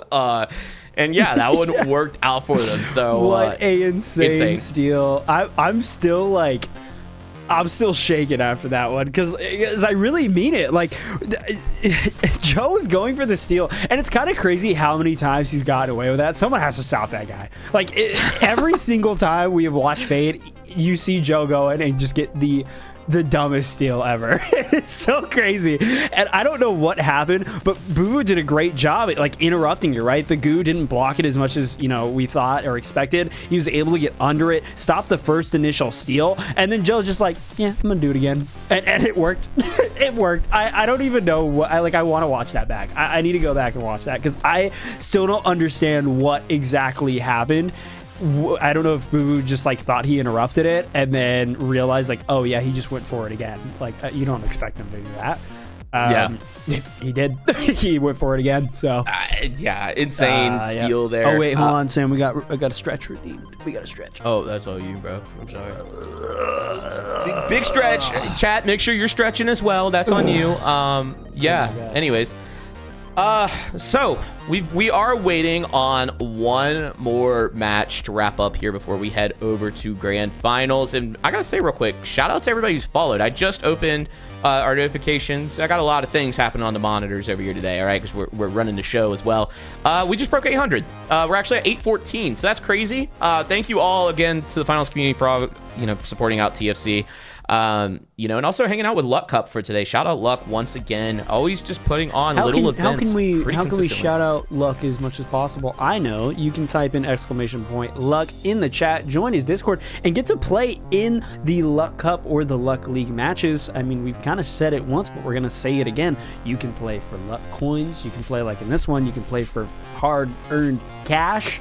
And there's a lot of great things that go on. I mean, you get to play against some of the best teams. There was Auntie Schoolboys. There is the team that we just watched, which is Fade, that has continued to show that they are just a menace to this entire tournament. And there's no reason not to get involved. This is the place that you can, you know, get better, improve, play against some of the best players in the scene, and also get a chance to earn some cool prizes as well. So go ahead, !Luck, join the Discord, get involved, and while you're at it, why don't you join our Discord too? Yeah, we do have the goal of trying to break 1,000 members by the end of the year in the TFC Discord. So head over to tfcgg.com/discord, or you can type !Discord in chat as well to join the community over there. We yap a lot about esports and stuff about the finals. We also run pugs on Tuesdays. More things. Yeah, you know, you can check out our website. Website's really cool. There may or may not be a pretty cool guy writing potentially an article for something. I'm not going to name drop yet until it's out. But yeah, check out our articles. You can also check out the PHL website that we just worked on. Sam and I worked like dogs in the night to get that website out. Yeah, it's all just really cool stuff going on in the scene. But like I said, not to hammer it down enough, but please go check out Luck. That guy is so sick, and we love him over here at TFC. So he's given us some pretty great games today. Yeah, I mean, definitely a way to spend our Sam Saturday has his afternoon. Twitter clips ready. Yeah, I mean, a good day of games here on a Saturday, and on top of that, we've got even more games happening after this event. Unlimited games. Pretty much within the hour. Heist Games is going to be taking off for their grand championship, and if you've enjoyed my voice on the cast, apparently I'm going to be casting that now too. So I'll be headed out of here and jumping straight onto the casting desk over there. So you know, you can round out the rest of your evening with more competitive the finals, seeing teams like 1UP. As well as Retwist and other notable names around the community. So we do have an updated bracket. Their game has completed, Cody. I'm gonna get it loaded here, and let's take a look and see where we are before we get into our next match. And it does look like Aura LLC did get the win over Ghostline, and they will be facing off against Fade. This is gonna be a pretty crazy matchup, I think. Yeah, I agree. I'm actually really excited to see these two teams duke it out. It is going to be interesting to say the least. I'm going to get them involved. Sam, why don't you talk about this matchup? Talk about what we've seen both of these teams. So what do we think? Yeah, I mean, Aura, we did see play against Kobo's team. That's obviously headed up by Spoos as well. Very talented player here within the final space. We've watched Fade a lot today, including that series that we just watched. We've watched the most maps, actually, because they've taken the series to map 3 every single time. This is going to be an interesting one, right? Because we did watch Aura play, but they played, in my opinion, maybe not the most competitive match that I would have expected them to play in. So it's going to be a bit interesting to see how this one shakes up. Obviously, Fade are pretty hot right now. They've been playing pretty well. Toppling, I mean, arguably a very difficult track along the way of, you know, Auntie's Goo Boys. And then we didn't get to see the game of I Know You're Stealing, but they did just beat Blue Gifts as well, you know, with Boo Boo and wait, hold on. And such, so. Joe himself, the man himself, just dropped some lore. Apparently, Spoos was the old medium on Fate. Oh, very interesting. So, yeah, this is going to be an interesting one then. Obviously, Fade, they're looking for the 2-time back-to-back win here. They, you know, beat Auntie's Goo Boys last Luck Cup, but that was without, you know, Apo and Katie Killer, which we said coming into today, that even Fade said that they felt like that wasn't the true win. And then they toppled off Auntie's Goo Boys in round 1, and now they are looking to make themselves the 2-time, which is going to be pretty awesome. So, you know, this is all to play for here, obviously. There's no second chances. It is still best of 3, and we're going to be starting things off here on Sis Horizon. It looks like the lobby is just about ready. Cody, any final thoughts before we yeah, I think the lore drop from Joe is actually really interesting, right? To see that this team, to give the full context, the full story that's been told to me. I sat down, I listened, he opened his book and dusted it off and told me the lore about Fade. And Spoos was the old medium. He took a break and he came back, he got a new team, and you know, Fade found their new medium, right? So he had to go and find a new team, and now it's almost the old versus the new, kind of duking it out. You know, it's a little bit of a show match here, I feel like, you know, with the amount of lore that's been explained. I mean, it's kind of interesting, right? I mean, Spoos has something to prove a little bit. He left, he was, you know, technically replaced, even if it was on his own fruition, and now he's back with a new team. And can he prove that he is, you know, improved, or has he been left in the dust by his previous teammates? That's the question I think we really want to ask here. And I don't know. We haven't really seen what this team is capable of yet, like you said, right? They went off against Kobo, and to me, I felt like Kobo had some, you know, sparks in their gameplay, but nothing like what Fade has shown us. And I mean, they continue to just dominate these lobbies, and even when they're going against someone as crazy or as insane as Boo Boo and, you know, Varian and Julian, right? It's like they still came out on top. So this really is the question: has he made the mistake of leaving his old team behind, or is this exactly what needed to happen? What do you think, Sam? I don't know, but we're going to find out as it looks like everybody is ready to roll. So I don't know, cool story, bro, but let's play the game. Sick story, bro. Let's let the book write itself as we get into the match. Nah, I think I did a great job at storytelling. Really, you did. You really painted the picture there. The whole monologue. Called me everything. Picasso. Yeah, guy was a painter, but pop off, I guess, twin.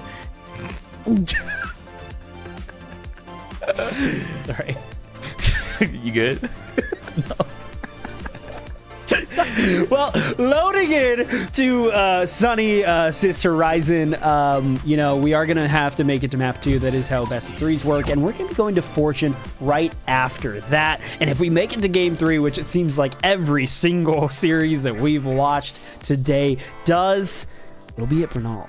So I don't know, Sam. I have to say, I really am curious to see if Fade can continue to dominate all of these games in front of them, because they've dominated the games behind them. And is Aura LLC just you know, just a mog in the night? I don't know.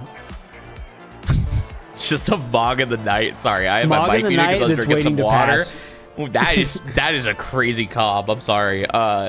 Nah, this is gonna be an interesting one. I mean, it's all to play for. Prize pool is like what, $150 buckaroos. Hey, nice little day to spend your Saturday. You've only been playing for what, like an hour and like. It pays more than my day job. I can tell you that. Yeah, you're making some good money an hour. All right, and things are getting hot already. The RPGs, the winches, the domes, everything in every single direction. The damage starting to rain in onto Dracula, and Joe Wosif taking some damage here as well. Spoos getting the pick. Aztrack, Defnox staying alive, and Defnox able to get the defib, and Aztrack able to get a pick on the Spring Hour. Dracula getting picked by Joe as well here, but unfortunately Defnox going down. It's the 1v1, and Aztrack comes up on top, and guess what? It doesn't matter because the vault hasn't even been opened yet. Yeah, this was a explosive fight, and it's going to turn into some hand reses and then waiting for the vault to open. So I expect us to see probably more of the same here in about 25 seconds once everybody's back in. But no, I mean, definitely good shots there. Obviously, Fade looking hot here. Oh, I even timed it right. We still got 2 seconds left on this point timer, and the gateway has been popped. Looks like Plug is going to be coming in very soon. I don't think the spawns are going to allow Aura to intercept this, but Spoo's taking a bit of damage already on the cross. The RPG out of Spring Hour going out there. The Plug now from Aztrack going to go in for Fade as they kick us off here on our first cash out here in map 1 of Grand Final. Is going to go ahead and winch the box out, which is interesting approach. I don't know if this is normally what teams are doing now, to be honest with you. We see a lot of mesh these days, so winch play is kind of changed a lot, but I feel like in this building specifically, there's usually a lot more drops happening than just winching it out in the open. So curious to see how this one works out for Fade, Cody. Yeah, already working out quite great for Fade. They were able to get a pick onto Spoos, and now the coin is probably going to come in just about right now. Look at that. I'm a psychic. I can read the future. Anyways, the gateway's coming in, and now they're starting to reset. Aura LLC not really getting a great start here, like you mentioned. And Fade really doing a great job at staying split, but grouping up when need be and wasting time. And Aura need to move quickly here. I mean, we're kind of seeing it right in front of us. Look at the split here. Joe doing a great job at just kind of being in the mix, but not getting too involved. The winch coming in, the Mish blocking it, and just like that, the rest of the team are there to support, but maybe not quickly enough. Aztrack getting a pick in Spring Hour. Defnox getting a pick onto Spoos. It is a 1v1 Dracula versus Aztrack. The reset gateway to get him out of the mix. He needs to be careful to interrupt the res here, Sam, because it might come in really soon. I'm really scared. I think he's going to go for it. Am I right? Yeah, I am. He even laid his friend on a cushion here. Look at that. How sweet. Sweet. Nice little bed to get the res up here onto Spring Hour as Drac and Spring Hour looking to somehow find something to flip in their favor here. Meanwhile, Aztrack did get Nox back into the mix as well. It means the defib is available, and Joe gonna go ahead and put the coin in the machine to get back into the arena instead. It's now full 3v3 there, and the fight already breaking out, but Nox gonna win that one against Drac. That's the light now, or one of the lights, I guess, off of Aura already, but Nox gonna get taken out as well by Spoos there now. 2v2, it's a light and a heavy on both sides. Spring Hour down to half health. Unfortunately, he's gonna get caught out by Joe. That mesh shield maybe saving him there. He's down to 1 bar at the moment. Joe not gonna give in to the chase. That box is gonna go to Fade. They're up 1-0 now. Oh my, here on map barrel. number 1. Big red barrel going through. That cleanup finally coming in on to Spring Hour there, and it's just Spoos now on the side of Aura here. You probably just want to wipe here, fella. I'm gonna be honest with you. 1v2 situation. Maybe you can make some magic happen, but gonna continue to kite. Drac not gonna take the coin. Instead, they're just gonna let this one stall out, and down go Aura, Cody. Yeah, I will say it was definitely interesting there. I really do feel like they wasted quite a lot of time not just going for the wipe. I mean, they could have even potentially spawned right on top of 2, but they decided to try to, fight it out. I think that was a pretty large misplay here, but we are still early into the series. It's just, when we're at the last series of the tournament here, those kind of, micro decisions are really, really telling and have a lot of punishment, right? Like, you got to be careful when you're making those sort of decisions at this late into the tournament, especially against a team like Fade. I would love to talk to like Aztrack or Spoos or any people in the higher level play here in the finals, because in my mind I'm like, Fade could punish that, right? They know Spoos is stalling, like there's no coins coming in out of Aura. Like Fade could have rotated around and even gotten this vault started. Instead they just held their own and were just waiting on the wipe that was kind of inevitable out of Aura at that point unless they coin in.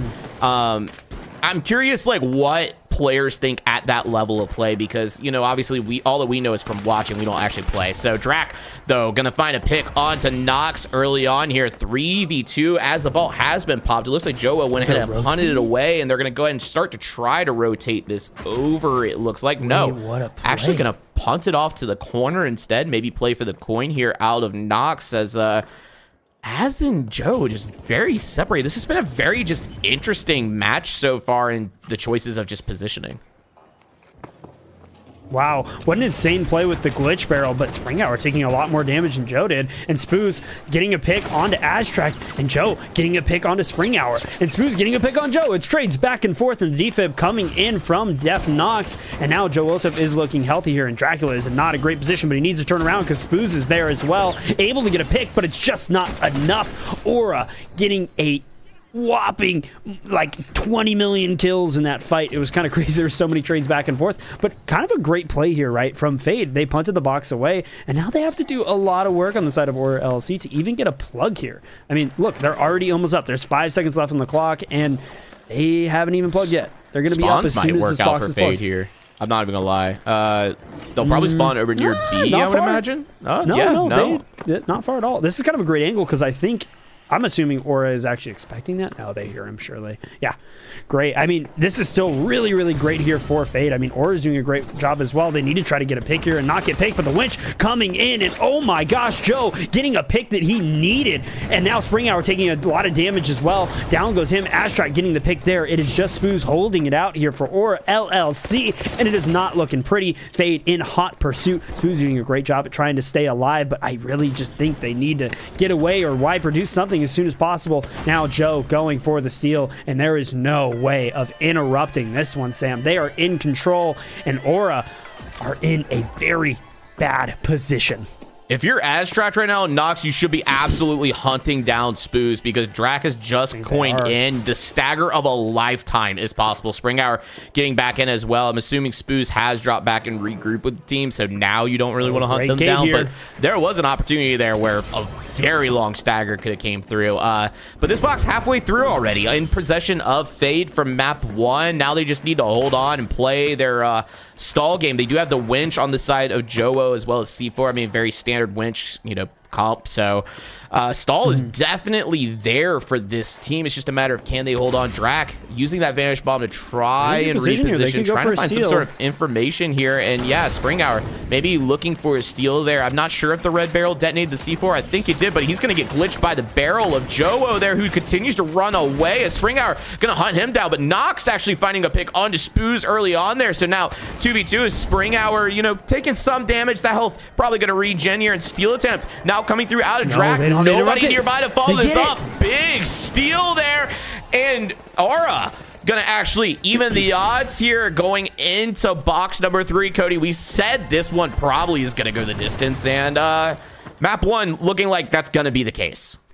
Man, I really feel like Joe is doing a great job at finding these glitch barrels and just holding them with him and then running directly into Spring Hour with the dome out. And it's so funny to see. But man, I really think he should have just turned around. That SA-1216 is not something you run away from. You have to commit to the fight against that. You got to just run in head first. Because once Spring Hour is on you and chasing you, you're not getting out. It's the SA-1216. That thing dishes out so much damage. It's just not going to happen. It's a tough situation too, because also Spoos was there, I believe, raining in. So it's just like, I mean, it was just kind of damned if you do, damned if you don't situation. Maybe. Yeah, for sure. The better question is, I don't remember who was alive at that point, if Az or Dox were either alive, but could they have regrouped onto Joe and allow at least a cleanup of damage from if Joe turned around and actually put in the damage? But to my knowledge, all 3 were up.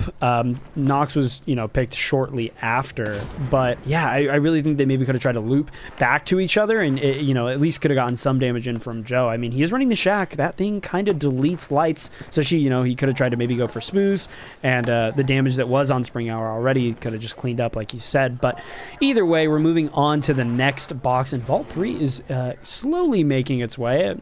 A little interesting. Usually, oh my gosh, Def Nox blowing off Spoos' head there.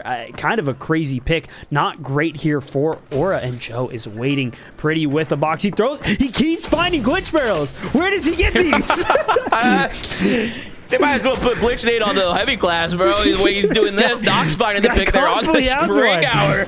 3v2 there as Spring Hour is going to go down, and the box does get plugged here out of Fade. 20 seconds remaining on that timer now for Spring Hour. This is all of a sudden Fade's control. As trying to maybe find some sort of information. Joe going to find it onto Spoos, actually. It's now just Drac, as things are very staggered here, but I don't think anybody's going to find Drac in the 4 seconds that's going to take for Spring Hour to coin in and get back into the mix. Yeah, you are absolutely right. I mean, I will say it time and time again. Look, this guy just always has something in his hands. It is crazy to see. This guy is literally scavenging. He's like literally playing Arc Raiders right now. He's finding loot around the map. He's building up his bag. He has all the loot. He's gooping it up. It's insane. Regardless, I mean, Fade is doing a great job here. Like I said, of just having util constantly, like even from a heavy perspective. This guy has glitch. It's insane to see. Def Nox continuing to, like I said, also get picks, and now the steal is coming in from Spring Hour, taking one out of Joe's book of just going for the steal and hoping the fight happens. The SA-1216 getting a little bit of damage onto Astract, but it's just not enough. Dracula is picked, but Smooth's getting a pick onto Astract. It's 2v2. The RPG doing a ton of damage onto Aura LLC here, and Fade is looking incredibly healthy, and time is ticking down. There's not a lot left. They have the height, they have the numbers, they have the health, and now damage starting to rain in again, continuing to go back and forth. Dracula able to get up here. It is a complete reset, Sam. Yeah, this is interesting, right? Because, you know, coming into today, we were talking about like heavy, light potentially being meta, but we said that was only on cash out, or not on cash out, but that's only where we've seen it. We haven't seen threes, right? And now HLM looking like the Fib potentially going to win this match for Fate as they were able to get Nox back in, but Joe getting taken down. And unfortunately, if you're Joe, Spoo's actually going to go down to Nox there. Spring Hour down to critical HP, and it's going to be Astract going big there to get the map win. Oh my gosh, what a incredible first game of this series. It is insane the way that Fade continues to play and dominate these teams. Even when they're looking down, they are still up, Sam. It is insanity. Yeah, I mean, down to the wire, really. The steal attempt possibly there out of Aura, but Fade just able to peel back this time and actually, you know, disrupt that and find a lot of picks on the way. And Astract cleaning up there as well, going 7-3. Nox going big as well. Really close, Sam. Like really close. Yeah, I mean, we said it was going to go the distance, and it definitely did. So, yeah, I guess that takes us just to map number 2 already here in Grand Finals. I mean, that was a long match, but it felt very quick. In map 2, going to be Fortune Stadium, Cody. We know, once again, very similar to Sis Horizon, except obviously Destruction turned up significantly higher. Any thoughts coming into this next one? I really don't know too much about Aura still, right? I mean, we saw them play against Kogo on this map, and they played really well. But they did actually start to fumble a little bit against Kogo. You know, they really started to find their footing. And I did see cracks start to happen. Not enough, right? It wasn't enough to break anything. But there were cracks. And Kogo was starting to get some trades and some wipes against this team. And I don't really know. We just haven't seen enough of Aura. I mean, we did just see them last match. And I think they are giving Fade a run for their money. But the question is, was that a one-off experience? Is that something that we're going to see again? I don't really know. I mean, what do you think? Yeah, I mean, we've seen how even these teams are, right? And it looks like people are ready to get underway here on a Fortune Stadium. So instead of listening to my guesses, I think this could go either way. It really is just dependent on, I still think if you can get Nox out of the picture early, get that defib off the board. It came in right there at the end. For Fade there. They found an early res, getting back up to a 3v2 situation. And by the time the reset happened for Aura LLC, it winded up working out, and it was kind of over at that point. So you think the plan for Aura is they should kind of take one, they should take one out of the Blue Gifts book here and really just try to pick off Def Nox as soon as possible and drive a wedge in the team. Make sure that they don't have that time. I mean, I feel like this is a reoccurring problem that starts to develop against these teams, right? Is the minute you give Fade time, they win the battle almost every chance, right? It seems like you need to be explosive. You need to immediately come in as hot as possible and almost like overheat the team. That's what I kind of feel like is the strat here. The question is Aura capable of doing that? It's definitely going to be interesting. Astract and Fade already up top, going to use this Vanish Bomb to take height here. And No sign of Aura just yet. They are way across on the other side of the arena. This is an interesting play. Yeah, they didn't get the most favorable spawn, especially for B being as close as it is to Fade and this vault. Really, really tough position, I think, for Aura here. They're going to have to try really hard to bridge this distance. Already, I think, Fade is doing a great job at keeping them at bay, but hold on, Spring Hour, and looks like Spoos. Sam, do you notice something? Spoos is now on medium. Yeah, they have swapped over to the HLM. This is interesting. We haven't seen a swap on roles, I feel like, in the matches that we've watched here in this tournament. And Spring Hour going to get dropped on by Joe-O. And this one coming down to the Dukes of the SA-12-16, but it's going to be Joe-O coming out on top. Astrak finding the cleanup onto Spoos as well, but Drac going to go ahead and take out Nox as well. That is once again the medium gone on the side of Fade. However, Spoos is out as well for Aura, so no defibs on either side at the moment. Why are they playing the box? 2v1 situation. I feel like at this point you want to go ahead and move box. Yeah, I was going to say the same thing. They haven't plugged it yet, but the damage is coming in. Joe getting a pick onto Spoos. It's Dracula. Spring Hour coining in here as well.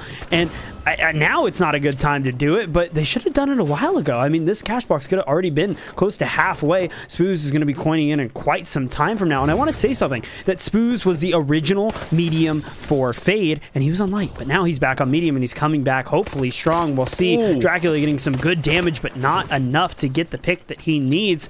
And Spoos still waiting on this coin. Question is, where is he going to spawn? We can take a look. A little split from his team, but not too bad. Now everyone is up, everyone is healthy, everyone is ready to start trading blows back and forth here. I'm not too sure who's going to be the one to start this off. It could be really anyone. They have a good position here. Spoos and Spring Hour kind of having the height. And over here on the side of Fade, they're opting to just kind of stay under the vault. They're moving slowly. They're looking for any sort of angle. They're letting Aura control this one. And I think they want it. The damage starting to come in, though. Joe in the pad coming in hot. The RPG. It looks like Astrak was able to get a pick on a Dracula. Joe getting a pick on a Spoos. It's just Spring Hour trying to stay alive. This is the thing that they wanted. The explosive play that Fade needed, and Aura jumped directly into it. Now starting to move the vault. Spring Hour trying to stay alive, almost able to get a pick onto Def Nox, but it's just not enough. Fade now has control of this box, Sam. Yeah, look at this. The pad alley-oop from downtown with the RPG here out of Joe. That was look such at a great just pad. going Oh up my and then gosh. looking at the health bars. Just delete on the side of Aura. Astrak cleaning up one. Joe finding the pick onto Spoos there, and it was just up to Spring Hour, who, as we know, was later cleaned up there. So big plays there out of Fade. This box staying in control of them for now, and Aura just now getting back into the arena.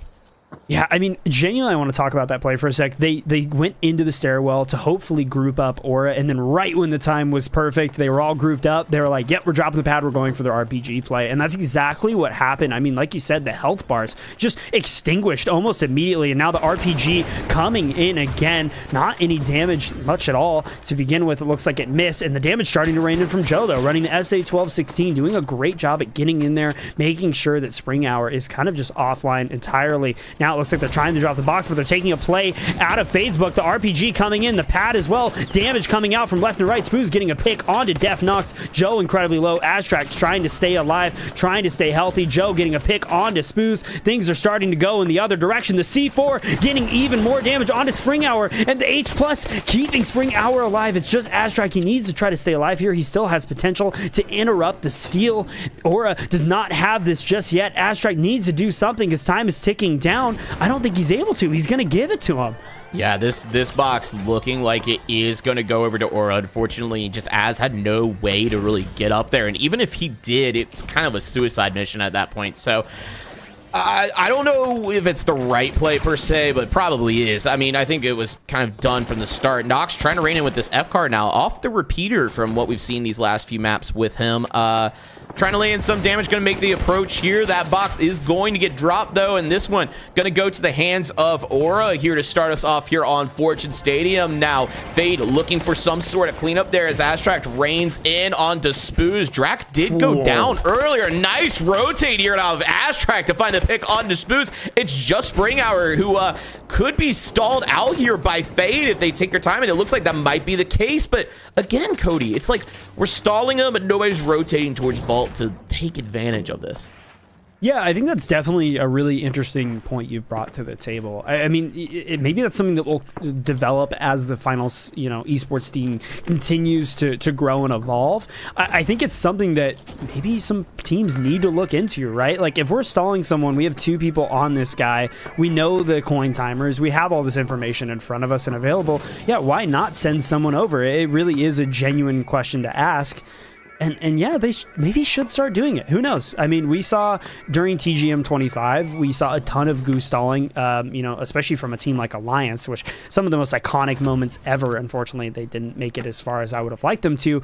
But nonetheless, that was something that was introduced and I think coined by them. And then we saw it even more post TGM 25, right? So that might be something that we'll see in TGM 26. And then that might be a new thing that's coined. Who knows? Yeah, I mean, totally right. It looks like a page basically out of Overwatch, right? Like, yeah. That I feel like the stall in this regard comes from there. And now, obviously, Marvel Rivals and other hero shooters. And like you said, Alliance definitely brought it into the picture here for the finals. And Spring Hour looking for a steal attempt. That one not going to turn into anything just yet. But Fade is quite split at the moment. I think that's Aztrack down below. Nox here, 1 floor up on Spring Hour currently with Jowo raining in damage in this box. Not gonna go to Aura. I was gonna say, it looks like it's going for free here at the moment, but Joe trying to put some damage in with that SA-12. You gotta close the gap in order to make that thing really effective. The Dome Shield is gonna come out there. Aztrack finding a nice pick there onto Spring Hour now to make it a 3v2. Mid reload though, Joe almost swinging into Spoos there. That could have been a big punish. Drac trying to keep Spoos up and healthy, but that H+ is on cooldown at the moment. It did get nerfed with that charge time just recently, so we saw that actually come into play right there. But luckily Spoos, I was gonna say, gets up to healthy, immediately starts taking a bunch of damage as well. Nox gonna find the pick onto Spoos. It's just Drac now on the side of Aura LLC, and it's gonna be Jowo who finds the wipe there. Cody, in this box, probably safe to say, is going to be going to the bank accounts of Fade once again. And we are back once again to box number 3 of this map. Yeah, you are absolutely right. I mean, Fade have kind of turned this match over on its head a bit, and I don't think Aura has any time, and we can see it right here. They spawned over 100 meters away. There's no time. They're going to set up. They're going to try to hold Fade out, positioning-wise here, make sure that they're not able to make the rotate once we see Vault 3 spawn in. It does look like it spawned over in the Isolde side of things, so I'm not too sure they have any control over this. They're gonna get a free rotate over here. Damage is starting to, maybe a little bit of damage onto Def Nox here. I'm not too sure if it was just a one-off of the Gateway coming in, and it's coming in hot. The RPG from Joe trying to get something to happen. Oh my, Gateway, this is the thing I am talking about. They always have such good gateways. It is insane. They're getting out of this fight completely. They shut down Aura's entire push, and now they're able to rotate and potentially take it back from them. But they are split, Sam. This is kind of an interesting position for Fade. They need to be careful because Aura are playing together. Yeah, Aura have flipped the height on top of Fade now. Now they all of a sudden have control on the rotate here to Vault number 3, which, as we mentioned, has not been tapped. A Drag getting caught out in a bad position. There's Nox is going to take them out. Spoos taking a bit of damage as well, but Jowo in critical HP is trying to bait Spring Hour into that C4. Does he find it? The damage does come through, but Spring Hour going to get the cleanup onto Jowo. The paddles also coming out of Spoos there as well. The damage, not enough. Spoos finding one onto Aztrack. It's now just Nox against Spoos and Spring Hour. Everybody low on the side of Aura there. The Fib coming in out of Nox onto Jowo again to get them back into the mix, Cody. And this fight is far from done, as now it's a 2v2. 13 seconds remaining on the coin for Aztrax here, but it looks like the re-engage coming in out of Spring Hour. They don't want to waste any time there. Jowo gonna win that one. Gonna go ahead and drop Spoos as well, and starts off in hot pursuit up the staircase here. Jowo trying to mantle across. The goo does come in, but unfortunately Spoos somehow taking themselves out, and Fade gonna wind up taking that one. I mean, this is what I am talking about the pressure that Fade can apply. Look at this. I mean, Joe just saw the goo in front of him and doesn't care, and then Def Nox coming right behind him. It does not matter what you try to do. Fade is there to get you. Yeah, this is just textbook play. I mean, great tempo there. I mean, Jowo baiting Spring Hour into the C4 damage. I mean, we saw how much that flipped that fight on its head. It's what we were talking about earlier when Spring Hour was chasing him down with that SA-12, on map 1. and we're like, he probably should have turned around and done damage. Well, that's what he did there, and look what happened for Fade. It worked out. Unfortunately, Joe is getting dropped right here. I think he's actually pretty split from his team at the moment. Nox, oh my goodness gracious, that was scary. Winds up living though for now. Drac might actually drop on top of him. The pad coming up. Nice shots there out of Nox, but Drac could turn around and flip this one around there, and it's all split here for Fade, but Nox finding a crucial pick onto Spoos earlier. Drac taking a bunch of damage as well as Spring Hour's down to half health. Joe taking a ton of damage, but Nox is coming in for the assist here. Down goes Spring Hour. Astract getting that one, but Drac finding the trade out onto Nox. It's now 1v1, but Astract's fully healthy, and Drac down to 1 HP at the moment, but nobody looking for the engage. The Vanish Bomb actually baiting out Drac there and forcing him to engage. The vault is all the way over here. Sorry, I just thought that was really funny. I was like, where's the vault? Where's the vault in this situation? And it is all the way over here. But man, what a play from Fade. They did so well there. I mean, they just continue time and time again to have this sort of like split setup. I mean, this is something I've kind of mentioned before, that they play really split, I think, compared to a lot of other teams that I've seen before and watched. Usually you're kind of tight-knit, especially in final round. You really want to make sure that you are moving as a unit, moving together, and trying to drive the other team apart. But Fade kind of does it for you. They stay split, and then before you know it, all of a sudden everybody's collapsing on you, which I think is even a better way to play. You know, you're directing damage onto one person and saying, oh yeah, this is a free kill, let's all jump on him. And then before you know it, you have Joe with SA-1216 and RPG raining down damage, and Astrax coming in as well. I mean, it's just insane to see, Sam. Yeah, I mean, that was just a great fight once again. And Drac finding the opening pick now on to Astrac. 2v3. Not going to give in to the chase, though, onto Joa. Now going to poke from afar with that 93R. Spoos finding the pick onto Nox here. And Joa just left out to dry. Down he goes. This box now all of a sudden being flipped over to Aura in a very just dominant fight, honestly. Yeah, I mean, maybe we spoke a little too soon, Sam, because Fade kind of faded away there in that fight. I mean, yeah, interesting choice here. I mean, there has been changes. There's only one person there, so I don't know how well the spawn block is going to do. It looked like it actually worked really well. Embark? Question mark? Yeah, I mean, you know, it is a bit of a gamble because now the spawning system here in Season 10 has changed spawn manipulation a bit. If you go off alone to do a spawn manipulation like that, you might actually have the enemy team spawn on you. Unfortunately, at Gateway, yeah, just kind of doing nothing, and Nox is stuck alone. It looks like Az is going to try to heal him as he makes this cross here. No damage being shot out there. The fear, while cautious, was good. It was for nothing. Joe, though, going to go in and engage once again onto Spring Hour. These guys just continue to brawl with this SA-1216, but it's going to be Astrac who cleans that one up. But Spoos finding a pick onto Nox as well, winning the medium 1v1. It's now 2v2 as Astrac raining in those shots onto Drax. Spoos going to get the res onto Spring Hour as well. Steal attempt now coming in out of Joe onto this cash out, but that is interrupted by Spring Hour, Cody, and this map going over to Aura. Man, Aura doing a great job right there at the end. Unfortunately, Fade's plan started to kind of crumble away. The gateway getting interrupted. That 50-meter change really, you know, throws lights even now, I think, for a little bit of a hitch, right? You don't really think about it, and before you know it, your gateway's gone. It happens to me all the time, so... But, you know, I think that's really what happened is they wasted so much time trying to get, you know, Nox over, trying to make the gateway play, and then Joe doing what he does, which he just kind of apes. That guy is so good at aping. I don't get it. Like, he just goes in and apes, and he's really good at what he does, but unfortunately, the team wasn't there with him. I think they, you know, he didn't realize maybe that they were a little bit behind, and I think that's what contributed to Aura taking home that match. Yeah, I mean, lots of good resets here. And actually, I mean, the kills are very kind of heavy on the side of Fade here. But yeah, Aura just having good plays. I mean, it was the way that fight there at the end was happening. It didn't even look like, you know, much of a desperate push out of Fade to try to flip that box until, you know, right there at the end when Joe went for it and just got collapsed on by everybody on the side of Aura. It was, I actually kind of lost track of the time there. I thought we had a little bit more time on the clock. So definitely interesting. Yeah, an insanely interesting match. And we are moving on to Game 3, the last match ever that we can have for Luck Cup 4. And it is two teams duking it out. I mean, any team can get this one.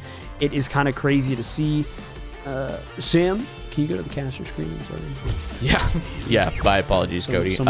All good. Yeah, it does look like we have our third map pretty much ready to roll here, which I do need a reminder of because I actually forgot what map we're playing. It is going to be Bernal, Cody, which is going to be probably pretty fast paced. I'm curious to see if Spring Hour and Joke both stay on that SA-1216 still, or if this winds up changing a bit and headed over to something a little more long range. I'm curious if the lights are going to stay on 93R, or maybe we see an LH1 pop up here. It really can go any way in terms of tempo on Bernal. So we are 1-1 here. If you're just tuning in, this is grand finals of Luck Cup 4. Teams are playing for, I believe, $150 in prizing here. They've played 4 series so far. We've gotten to watch quite a few. I definitely recommend you check out the VOD. And real quick, as we're loading into this next match, one, shout out to Luck. Please, if you're interested in joining in the events that Luck hosts, which are pretty often, type in !Luck, LUQQQ, 3 Qs, in chat to join the Luck League's Discord. On top of that, right after this, we are going to be raiding out on this channel over to the Heist Games on Twitch. If you guys are watching over on YouTube, we are multi-streaming on Twitch as well. Stick around.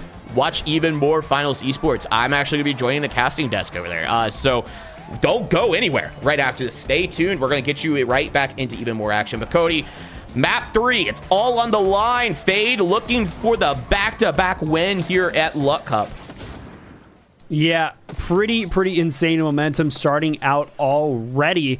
Seems like this team wants this win so desperately. Aura coming in hot, and Fade not too far behind. The spawn's definitely a little bit in Aura's favor here, but like I said, Fade not really too far behind. And now the angled pad coming in incredibly hot. Joe throwing out the RPG here. Not too much damage on the side of Aura, and not too much on the side of Fade either. It kind of seems like null. Nothing really happened. All that util for not too much value, but damage now starting to rain in onto Joe, onto Def Nox, and still not a lot going on from Aura. Aztec trying to stay alive here, able to hit the pad, throwing down the Vanish Bomb, really struggling to stay alive, and Def Nox getting a pick onto Spoos here. This is really great. Joe taking a ton of damage still, has that dome ready though if need be, spinning up his Lewis gun to get that reload involved. Spoos still down here in Spring Hour, potentially starting to move the vault. He throws it away, and now the RPG coming out, doing a bit more damage, and still really not a great position here for Aura, Sam. Damage continuing to rain in, but it still feels kind of like a null situation. You know, the vault was thrown away. We're not really fighting for too much here. It's over, what, 116 meters? Looks like someone was maybe going to go for it, but now Spoos is back up. The coin has come in, and the goo to block any sort of damage. It's an entire reset. Yeah, full reset over here. Box has been punted away. So hopefully, you know, Fade or Aura, as they start to find picks here, Drac finding the first one there on to Astrak. People start rotating over to get control of this vault, but Joe going to go ahead and trade that out. It's once again at 2v2, so you got to stay engaged in this fight. Spring Hour finding the second one on to Nox. It's just up to Joe now. Aura 3 strong. Somebody needs to probably rotate over and grab Vault 1 and start making the rotate, but it looks like everybody, no, actually, it does look like that's going to happen. Spoos, we can see him hightailing it, it looks like, over there for Vault number 1. Meanwhile, Joe is going to hang out here and I think wait for his teammates' coins. Yeah, really interesting how, you know, these fights go one way and then they just start to prolong so much that they just reset again, and then it goes another way. It's really crazy how far the distance these fights continue to go. These teams really both equally want this win so badly, and they're almost evenly matched. You know, it's interesting to see how much of a fight Aura is putting up, Sam. Yeah, I mean, Aura have absolutely been brawling this out. I mean, no wipe yet between Fade and Aura. You know, this has been a second reset. Box, sorry, is getting plugged by Aura, and Drac raining in shots now with that arm. Look at the recoil control of that guy. Good lord. That's crazy. That's crazy. But once again, not really turning into much just yet. As pushed way up here, this is a little scary if Drac and Spring Hour see him, but as gonna go ahead and get the early shots on the Spring Hour. Drac gonna use that H+ to get him back healthy, and then gonna gate across to retake height on the flank. This is actually a great play out of him. Astrak stuck down below here, needs to try to find a pick. A big dome coming in out of Spring Hour, though. Gonna pick up Astrak, but Nox gonna take out Spoos as well. 2v2 Drac. Now health region starting up here. it's kind of a reset on that front. This is a fully healthy 2v2 between a heavy and a medium and a light and a heavy. Joe raining in shots with that Lewis gun. The paddles from Nox going to connect onto Astrak. Drak getting the kill onto Nox as well. 2v1 now as Joe finds the pick onto Drak. It's just potential. Up to Springhour, who needs to go huge here in order for this box to stay in Aura's possession. Going to get the trophy for now, I believe, of Spoos. No, I believe this is of Drak. That looked like the light model there. And Fade instead sort of disengaging it and taking the middle platform up.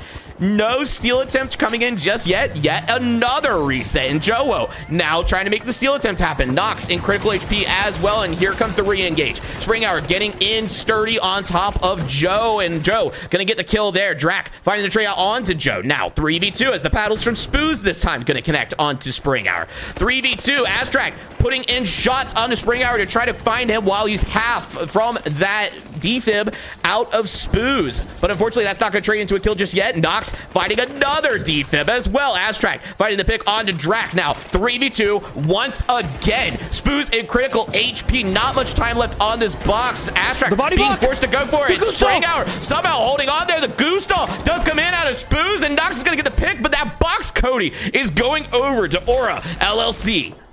Oh my gosh, what a play. I mean, the body block, the dome, everything was there, but somehow the goo coming in at the last second, I think from Spoos to stall out the steal. They had that. They were right there. I mean, down to the... I cannot believe that Springhour stayed alive during that as well, even with the goo that came out of Spoos. He got picked up later, but he was, I mean, half a bar. I just cannot believe a straight bullet didn't find him and take him out of there. And if it did, that might have gone in favor of Fade. But Fade now on the back foot here in map 3. This is the final map here. And Aura just need one more box to be your Luck Cup 4 champions. Joe putting in shots here onto Springhour. Nothing really going to come of it just yet. Knocks down a bit of health as well. The regen has not kicked in, so he is going to need to play a little bit passively. We don't want him out of the picture, as we saw how much value the defibs came in there. But Joe finding an early pick onto Springhour. Now he needs to still look probably for Spoos to make sure that that doesn't get res back up. He does have his sights on Spoos. The shots are raining in. Joe going to take the medium out of the picture now. It's just up to Dracula on the side of Aura LLC. This box has been popped, but I think it's been punted once again, Cody, as now it's a 3v1. Stall potential available here for Fade, and it looks like they've gone ahead and picked up the vault and are going to rotate it over for cash out C. Meanwhile, Drak trying to find something here, Cody. Yeah, they need to be very careful, because if you look on the right side of the UI, Spoos only has one more coin. The question is he going to use it? He's really hesitating. I think they want to get that res. They want to get that statue. They do not want to be out of coins, especially on your medium, right? Like, it's just a really risky situation. I feel like if I was Fade here, I almost want to stick on this statue with that information, but I could be mistaken. I'm not too sure. Regardless, they now have control of the box here, but they need to be careful because Aura is up one, Sam. This is just to even things out. You know, they're fighting to even things out against Aura. They need to be careful here.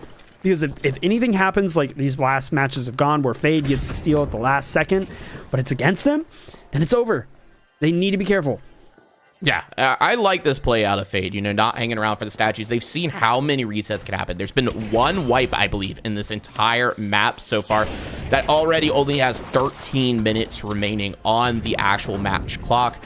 This cash out well underway now for Fade, though. I think this was the right play to go and back up, get the plug, get position. And look at Nox up here on the high ground with this repeater, raining in some shots. He put a ton of damage onto Spoos, forcing them to back up and wait for that heal to come in. Springhour already losing a quarter of their health. They will get healed up by probably the heal beam of Spoos. If not, a little bit of the blueberry, I think maybe that was nearby, it looked like. But Drak gonna pop the Vanish Bomb here, try to find some early damage. Needs to be careful that he doesn't take too much in return there. Found something, but not really a lot to trade off of. In fact, as almost everything has gotten back healthy here for the side of Fade and Cody. Fade just looking pretty unstoppable here on this box, but as we know, Aura can flip this thing on its head in one quick execution. They need to move quick, though, and now they're doing exactly that. The damage coming in from Joe, but the H+ from Astrak keeping him healthy, keeping him up, and time is ticking down. There's maybe like 15 seconds left on the clock. I'm sure the crowd's going to get involved. Damage coming in from Dracula. Def knocks incredibly low. The H+ to get Spring Hour to full, and now the steel's coming in, but I don't think there's any time.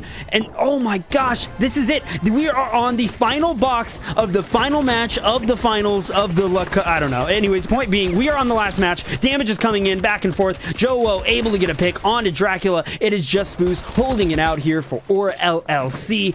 And Sam, I really, really am scared here. We are, like I said, we're on the final box here. This is anyone's match, and whoever gets this is going to be the winner of LUQQQ 4. Yeah, and Fade finding the early wipe there onto Aura. This is exactly what you want for them, as now they're going to actually be able to go ahead and rotate around, get the tap onto 3, and have map position finally to where maybe this vault doesn't get punted across the map for once. Who knows? It might. In fact, you know, it is certainly possible. We might see about 3 resets here and then have to run 160 meters to go pick up the vault, like I feel like have almost every single vault fight at this point. But Joe positioned up here on a cheeky little head glitch, trying to find some sort of information. We see Spring Hour did spawn over there by the chapel side. I don't think they've been spotted by Fade just yet, as we can see Joe looking the opposite direction. But now the information comes in as Drac taking a bit of damage from that repeater, probably out of Nox, I imagine. And Vault actually getting plugged. Cody, look at this, not getting punted away. Well, it's like a miracle at this point. Drac and crew out of Aura. Gotta go ahead and hit the rotate, though, and look for the engage. Yeah, definitely interesting approach here for Aura to kind of just let it happen. I mean, I think they, don't want to fight here, I guess. I think they understand it. They're just going to punt the box. They're going to prolong the fight. So why not start fighting on the actual box? Fight for something in particular. And the damage is starting to ring out. Spring Hour going for the steal in actually a really great spot here. Wow, Fade incredibly far away, and it looks like they're able to get the flip here. Now, Fade need to move quickly, and that's exactly what's happening. It looks like Joe was trying to go for the steal, but interrupted. The damage is coming in. Dracula's low, and Astrak coming from behind, able to potentially get a pick onto the medium here. This is huge, taking out the defib out of the mix here, but the defib on the side of Fade is also down here. It's light heavy versus light heavy, but hold on, the hand res from Joe, it's 3. They have the numbers, they have the health.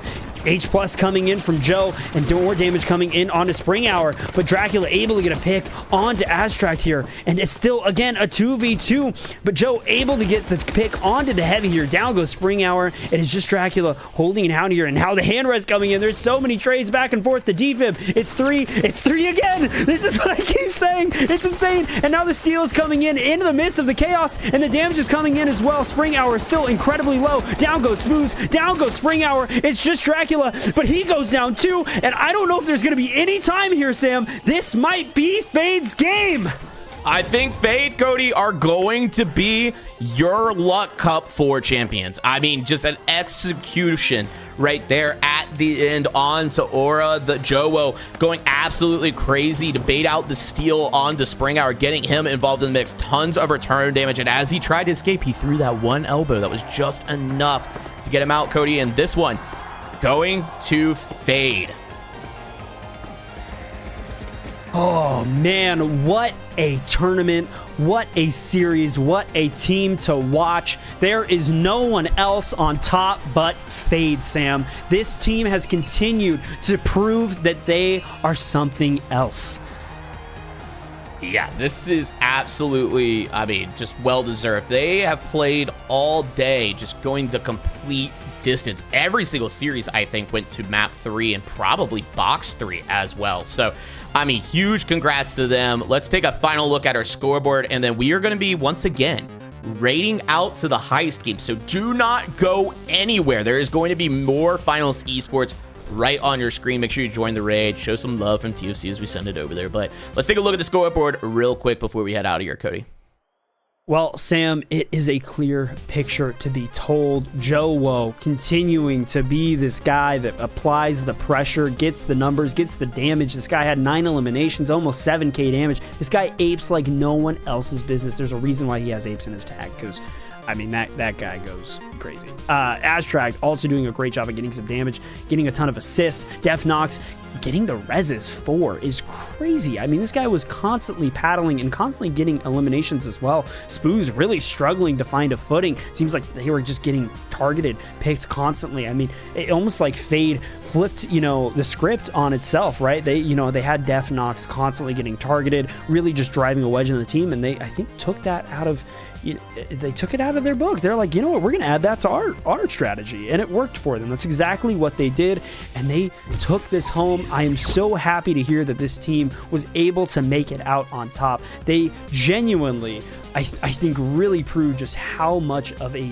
set of demons are on this team. They adapted, they overcame every single situation that was in front of them.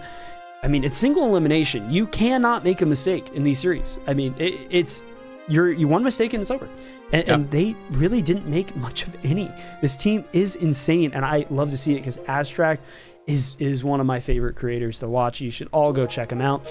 And something else you should check out before we head out and move over to the Heist games where Sam will be casting those games is checking out LUQQQ, right? Checking out the LUQQQ server, LUQQQ leagues, LUQQQ cups. Sam, give us one last rundown on what you can get over in LUQQQ server.